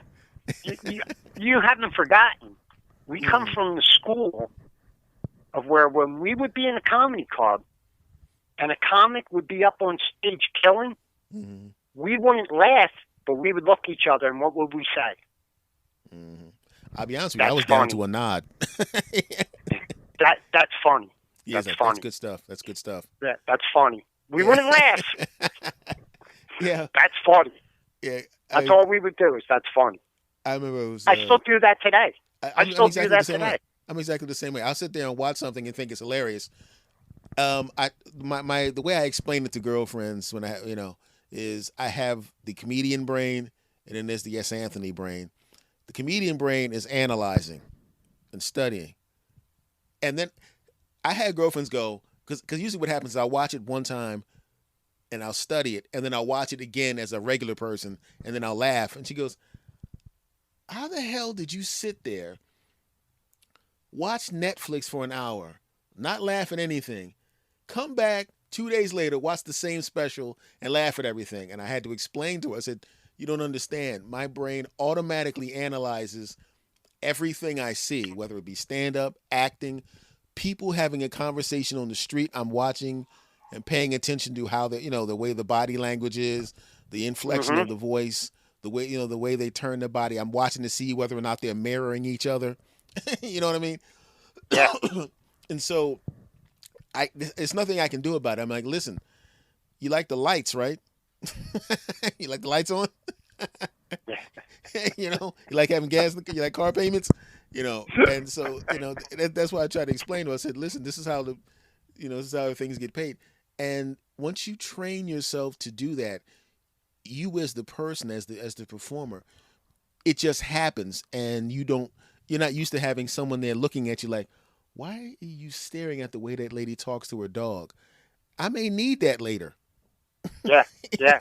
Well, plus they taught you that in acting school. Mm-hmm. At least I was taught that is to that's the way you learn how to play people, is watching people. And I used to go to this Dunkin' Donuts before class would start, and I would meet like another actor, and we would go over the scene if we were doing a scene that day or whatever.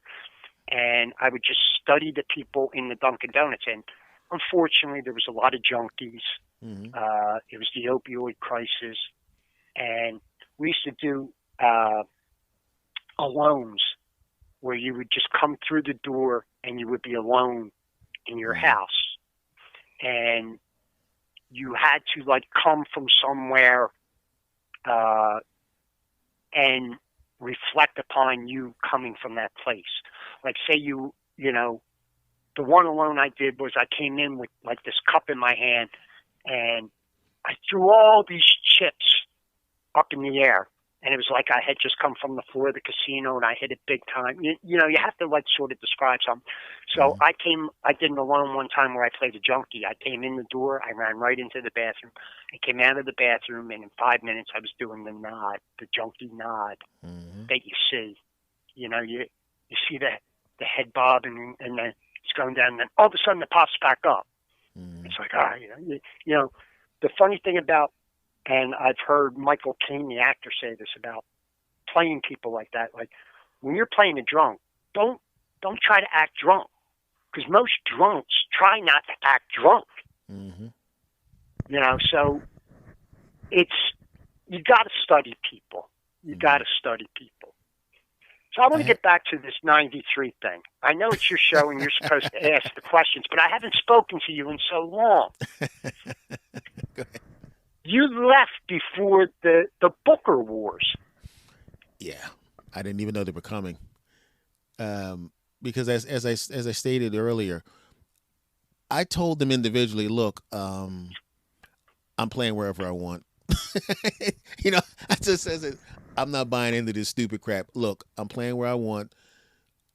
Just put a different name in the newspaper, but I'm playing where I want. Just don't Yeah. tell anybody. I'm saying, okay, but I'm telling you right now, I'm playing wherever I want. I'm not. I'm not trying to hear any of this. And I you Yeah, know, yeah. See, I should have went that. I would have been smart to go the route you went, but mhm, I burned bridges. I burned bridges. I it burn. was I difficult. Yeah. They were tough back then. They were serious about it, but I was just like, look, I'm not doing that. I'm not doing that. Well, you had the one guy who had about 5 or 6 clubs, and no names to protect the guilty, Mm-hmm. and so I'm sleeping on my couch on a Sunday night, and the phone rings. Pick up the phone. Hey, buddy. Um, I, I didn't, Okay. I didn't know who. I go, who's this? It's so and so. I go, hey, what's up? How was the show last night? I go, it was okay. How many people? And I'm getting like 64 questions. How many people were there? And then I get, you know, if you play my club, you can't play a club 50 miles from my club. And I just said, hey, so and so, I never got the memo on that. And I slammed the phone down. And I thought to myself, what an a-hole. First off, I'm not even a headliner. Coming out of an MC, trying to get to a feature. If you want to do that rule, if you're a major headliner and I'm going to sell 1,000 tickets, okay, fine. Okay, but I'm not. I'm an MC and I'm a feature trying to get stage time. Mm. This gentleman, in my opinion, held back so many careers because of that stupid rule. He held back so many careers because of that stupid rule. And I've never forgiven him for that. I've gotten those phone calls as well. Yeah. And so how'd it go at the thing? And I went good. How many people there? Enough. Yeah. But You can't play the other place. I said, look.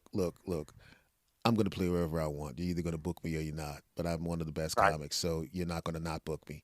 Because if you don't book right. me, the other people will. So, let's cut the crap. Just okay. Yeah. I said so. So if you're not going to book me, there's no reason for you to call me anymore.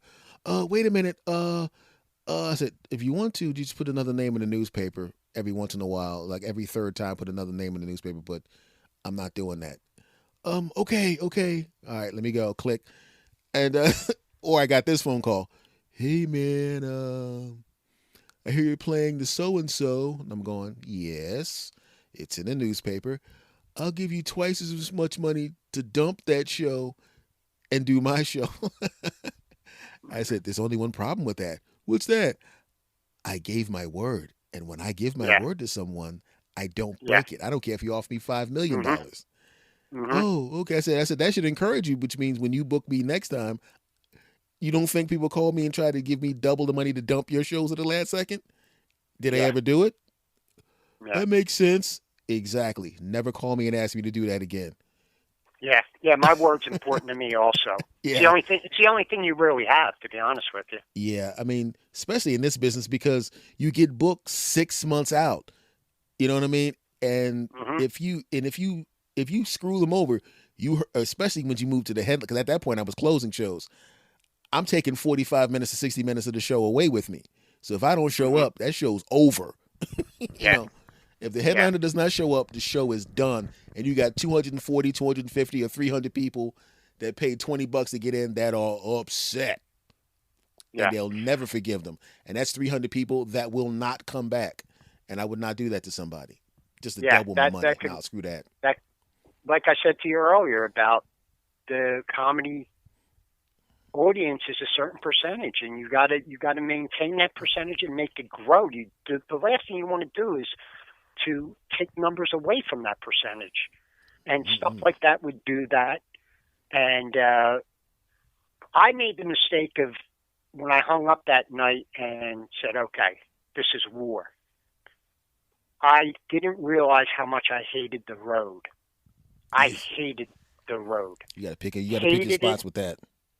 Yeah, I hated going on the road. And plus the fact that I had a great daytime job with the Teamsters, Mm-hmm. and I knew in the long run the pension was going to come into play. I was going to keep that. And the fact I would go on the road, like I would leave late Friday after work and drive down to, how do you say it, Tosin, Townsend, however you want to say it, Mm-hmm. and do that room down there. Do you remember that? I think Yeah. it was Tracy's at the Bowman. Mm-hmm. Would do that room. Oh, You would that do. yeah. Oh, yeah. Yeah. That was a good run. Oh, that was a good place, man. Oh, yeah, that was good stuff. Yeah, I That remember that that was. place. Then when I went on unemployment, that run got even better because you did at one point in the mid '90s, early '90s, you had Tracy's on Friday and Saturday, 3 shows. Mm-hmm. Then there was something else in Maryland on Sunday Mm-hmm. that this kid had.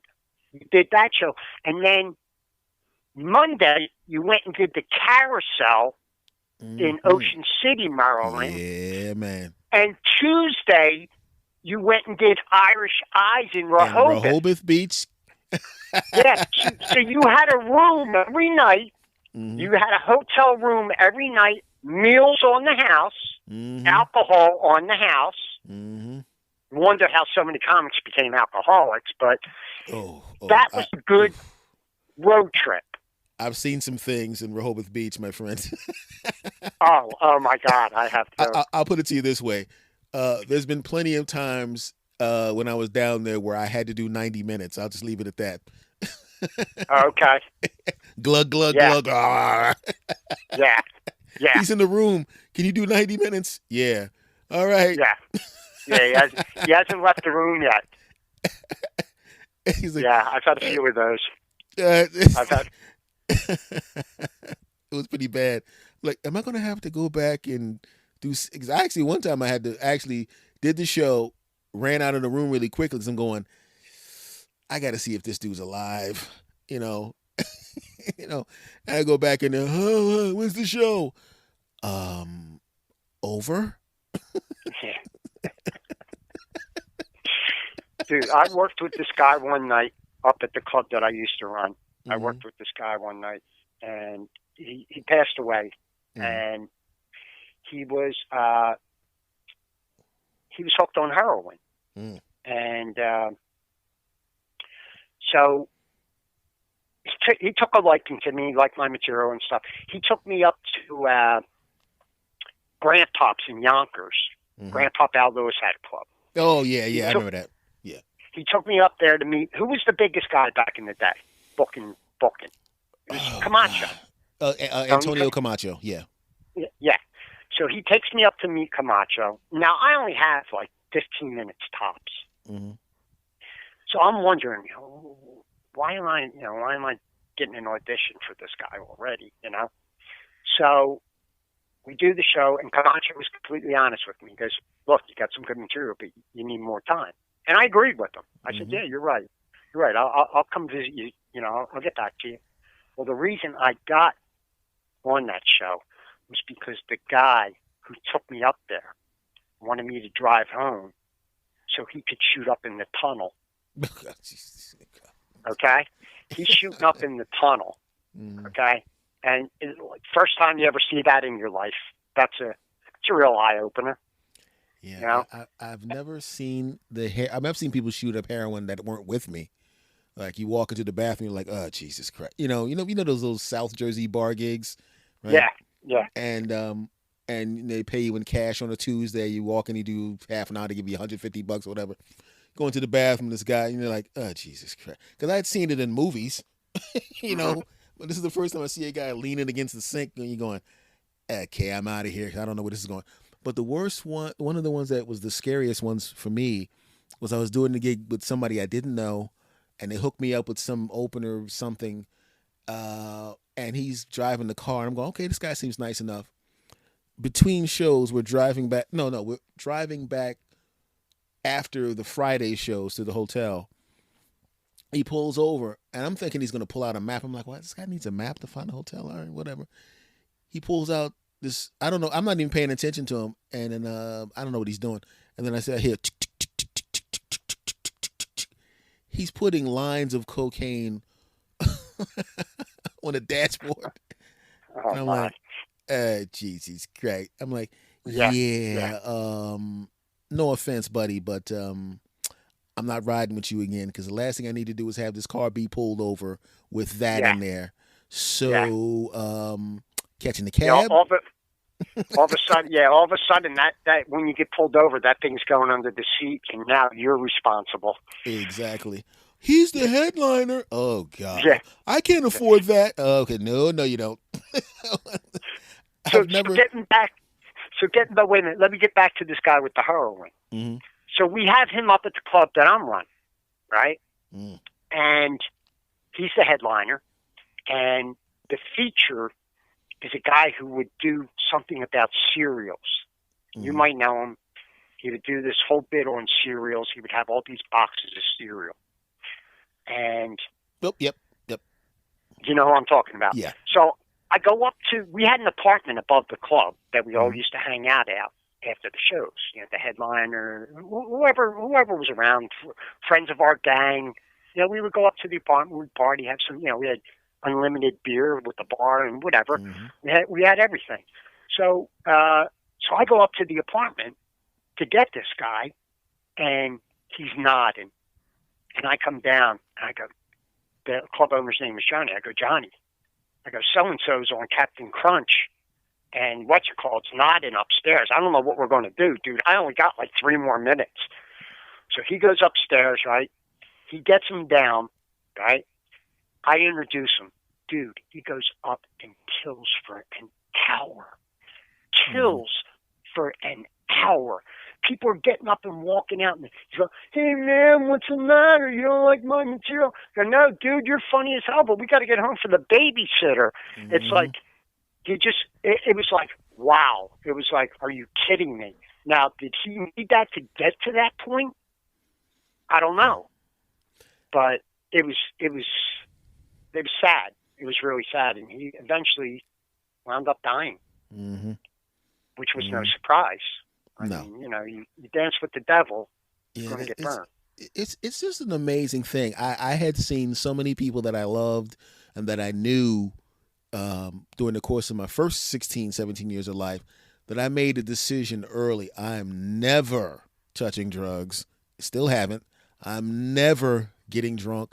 Still haven't, because I saw what it did to people. Right. You know, I mean, I remember doing a gig where the guy was coked up in his, I wasn't even on the show. I was just hanging out with somebody. And the people I was hanging out with were a bunch of features and MCs. And I was the only one that had been regularly closing. So I'm just hanging out with the guys. Hey guys, we're hanging out at the bar. And you hear, the owner runs out of the office. He goes, this mother effing, what the F? He told me he wasn't going to do this to me. The guy was blasted out of his mind in the room. He said, what the hell am I going to do? A big chunk of my show's missing. This a-hole. What am I going to do for that? I can't put 2 features up. And I'm eating some chicken wings. And they go, what about Mr. Thomas? What about him? He headlines. Where is he? And I'm like, why is everybody running towards me? I hear you headline comedy clubs. Yeah. Get your ass up there. I'm like, first of all, who are you? Yeah, right.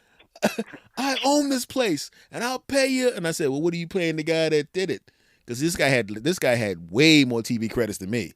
And I said, what are you paying him? And he says, well, I said, it is important because the last time I checked, he's wrapping up and you're going to have to give him the high sign that somebody's going on. What are you paying him? And he goes, I'm paying him this. I said, well, I'm not going to be an ass and expect that because I don't have a special. But I do want half of what you paid this guy, which was more than I was making normally. And I didn't want to kill the guy. He goes, okay, go ahead. I said, I'll give it to you in cash. I said, first of all, why are you yelling that? Yeah, You yeah, know? I'm like, no, I'll yeah, take a check. And I go on stage, do my thing. A guy stumbles up into the place as everybody's leaving. I'm ready, I'm ready. And we're looking at him like, you're not even, you look like you ready for the damn hospital, you yeah, know. And he was yeah. fine for the rest of the weekend, because the Uh-huh. club owner goes, look, you effed me on one show. You got 3 more shows left. If you're not here to do the rest of these shows, I'm suing your ass. I'm suing your agency. I'm suing. He goes, and from what I understand, I didn't come back. I was too busy spending that guy's money. Uh, but Yeah. as it turns out, he did the rest. He crushed the place the last 3 shows. But yeah, it's amazing what you see out there, because I saw so much drugs, so much alcohol, so much debauchery, so much, screwing in bathrooms and all that kind of stuff.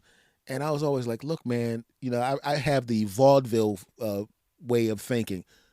The show must go on. Do the show. Do the show as with your to your best of your abilities. Never let anything detract from the show. You just don't do it. And I've maintained that. I've maintained that. Well, it's smart. It's what the people are paying for. You don't. People don't go into a supermarket to buy a gallon of milk and come out with a half a gallon, but they pay for the gallon. Mm-hmm. You got to give the people their money's worth. You got to make them want to say after a show, "Oh, dude, who's here next week? Who's here next Mm-hmm. week?" Yeah, we loved hearing that.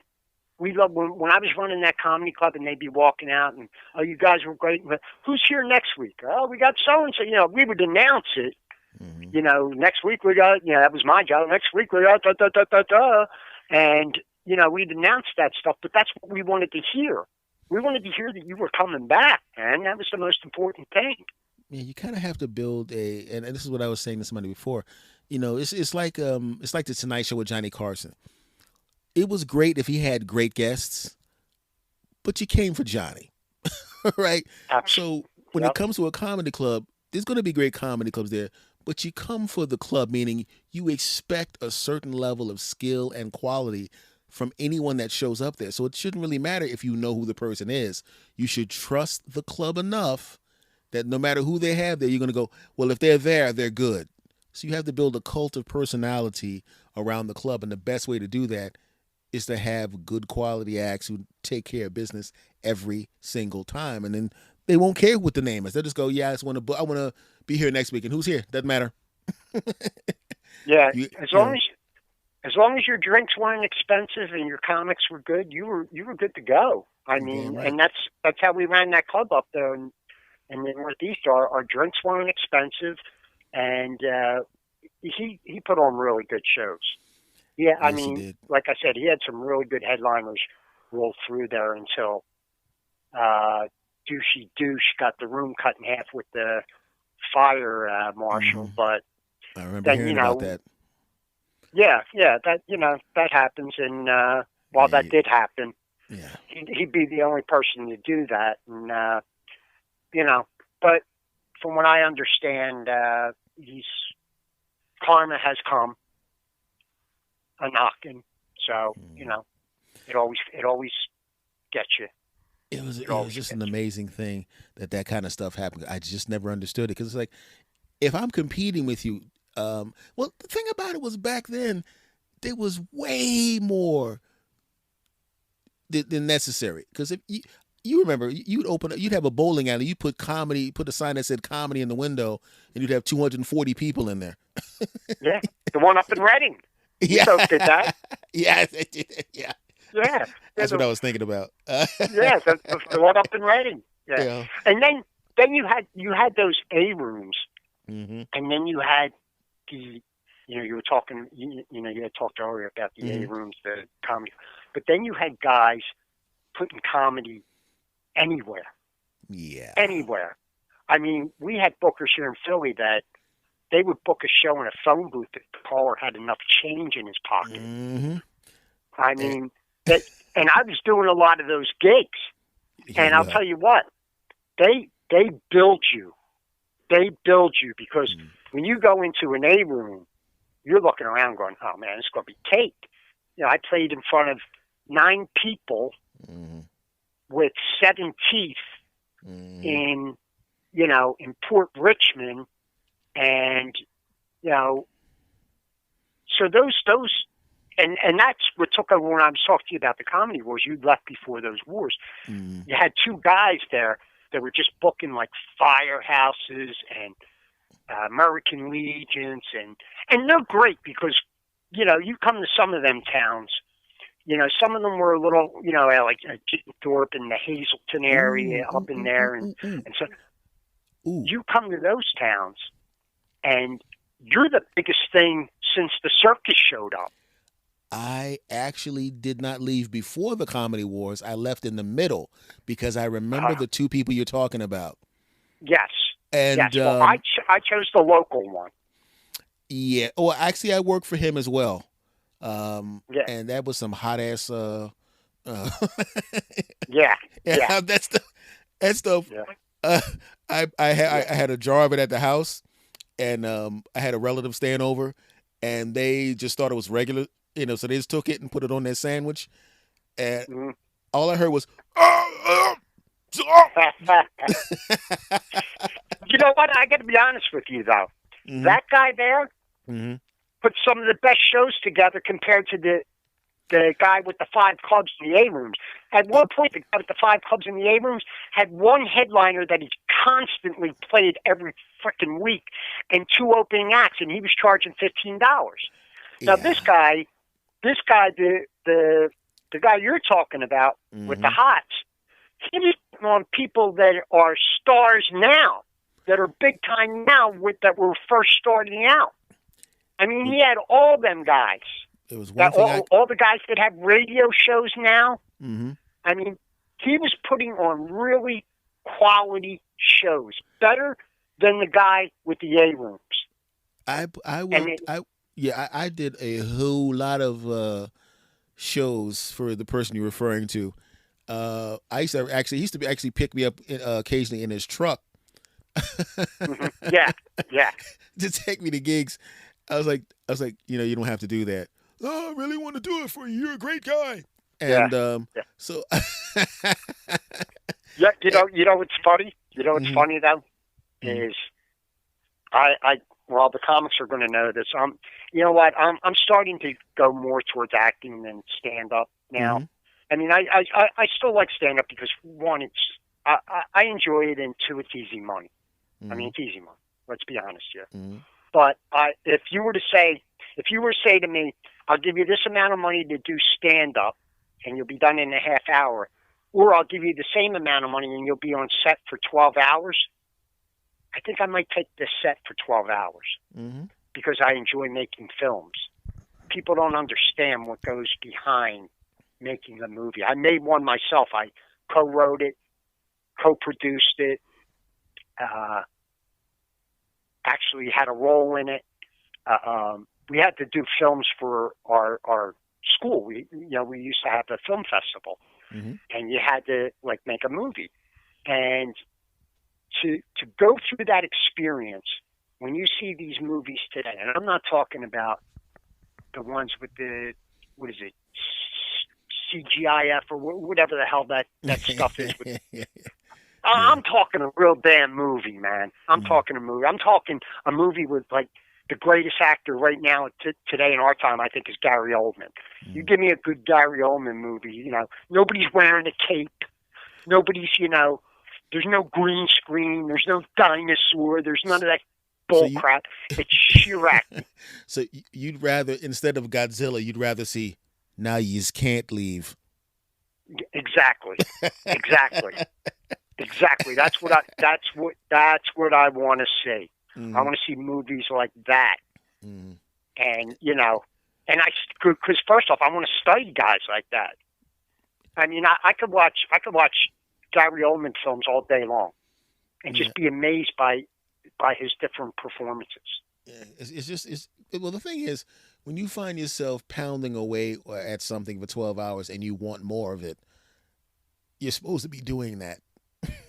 You know what Yeah, I mean? You're supposed to be exactly. doing that. Yeah, it's my calling. hmm It's definitely my calling, and You know, and I was doing really well Mm-hmm. before the pandemic hit. I was working for Vanity Fair. I Mm-hmm. got 2 videos on YouTube that Vanity Fair made about how to make movies. One's got like 1.2 million views. The other one's got like 160,000 views.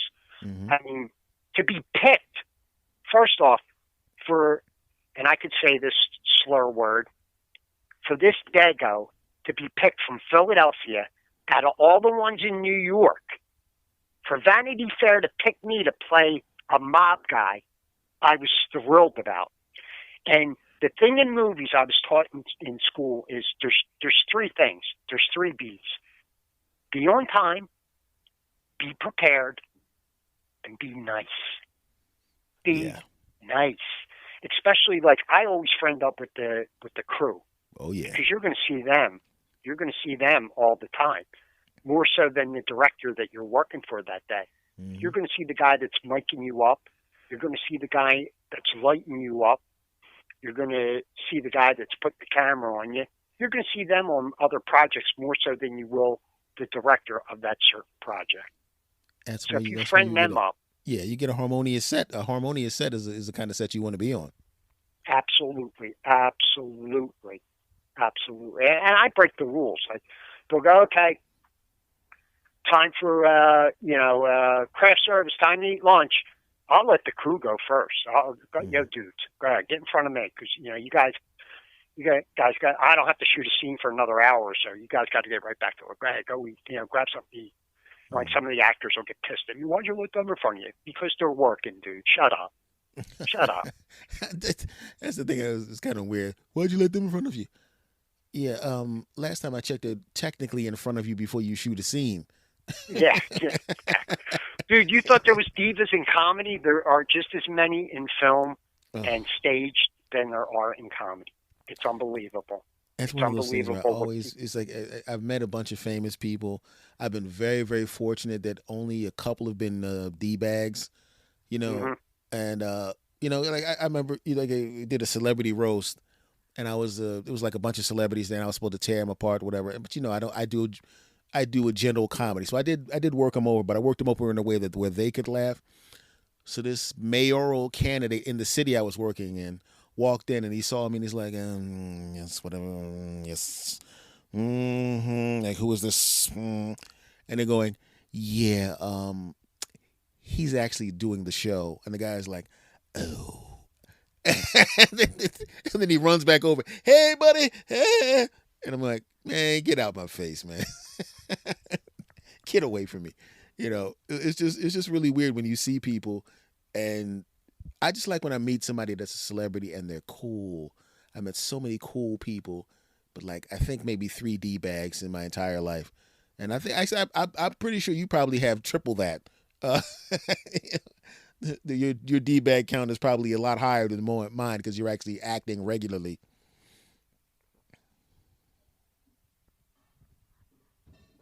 Still there? Oh, we didn't lose him, did I? Hold on. Uh-oh. Yeah. Oh, the phone. Oh, my bad. Hold on. Let me do this.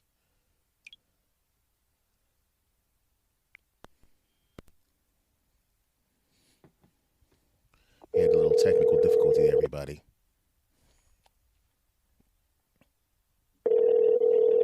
I lose you? Yes, you did. Your battery run out?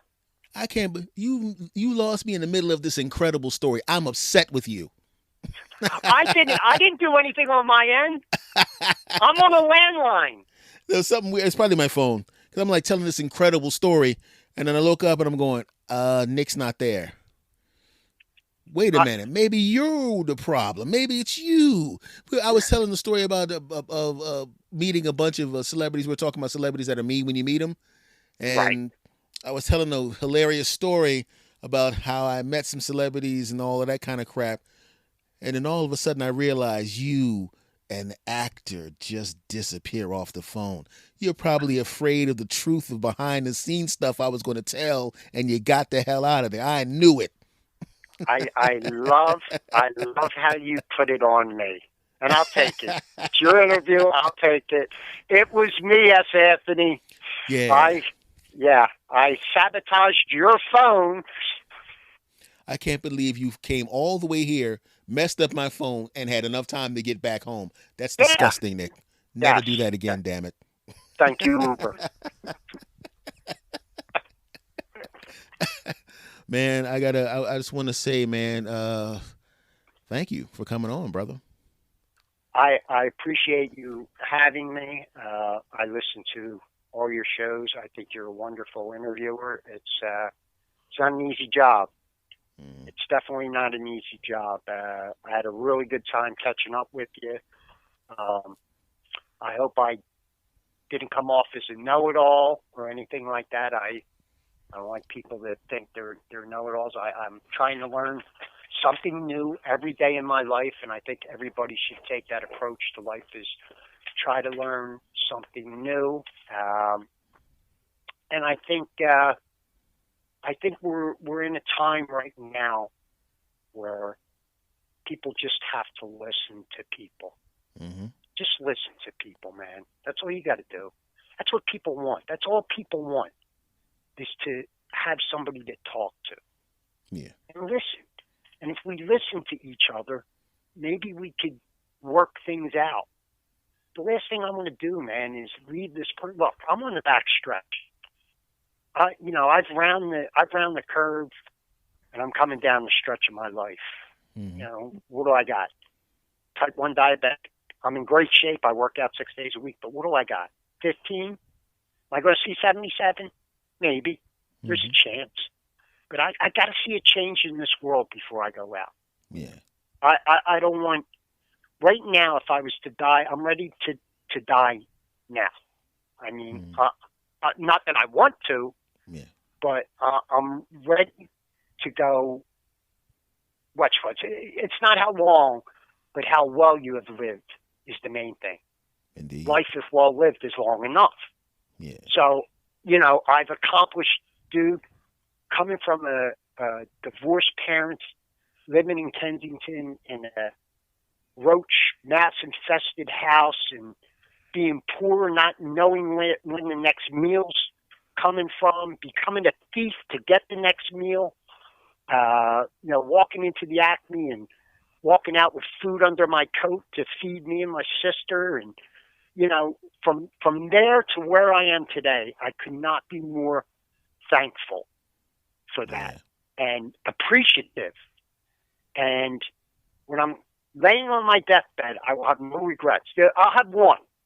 My one regret is that I never got to see Sly and the Family Stone perform live. That'll be my only regret in life. Will be that. Otherwise, it's good. It's been a journey. It's been a hard lesson to learn, but the teachers that taught me well. Mm-hmm. Man, when you say, first of all, I want to thank you for the compliment about this show and everything like that. But I'll be honest with you, with guests like you make this job really, really easy, and I want to thank you for that. Well, I hope it wasn't because I wouldn't shut up, but that's kind of what I wanted. Is you to not shut up. That's the whole idea of podcasts. Yeah. Dude, I'm looking at the clock and it's like over 2 hours. And I'm going, I could do another 3 with this cat. Oh, you're coming back on, right? You think you're only going to be on once? Hey, listen, anytime you want me or I hit something big and would be so kind to let me promote it or whatever, I will. Even if I don't, if I never act or tell another joke again, I don't, now that I get my first Social Security check next month, between that and my pension check, I never have to get off the couch again as long as I live if I don't want to. So now I'm going to go look at scripts and say, nah, I don't want to do that. Before where I would go, yeah, I could use the money, or somebody will call me, yeah, I got a gig and it's in so nah, no thank you. No thanks. Yeah, I might do that. Yeah, that's one of the best things to be able to say is nah. Yeah. Saying no is a good thing. Mm-hmm. Mm-hmm. But I again, I appreciate you having me on. I look forward to hearing your other guests coming up. I've enjoyed all the ones that I've listened to, and look forward to seeing who you got. All right, my brother. Nikki, thank you. Thank And I you, will S. hit you up. Anthony. And like I said, I do plan on having you back again, so be ready. I will be ready to talk with you anytime, and we could talk about anything. All right, my brother. I'll take care. Thank you. Hey, see you.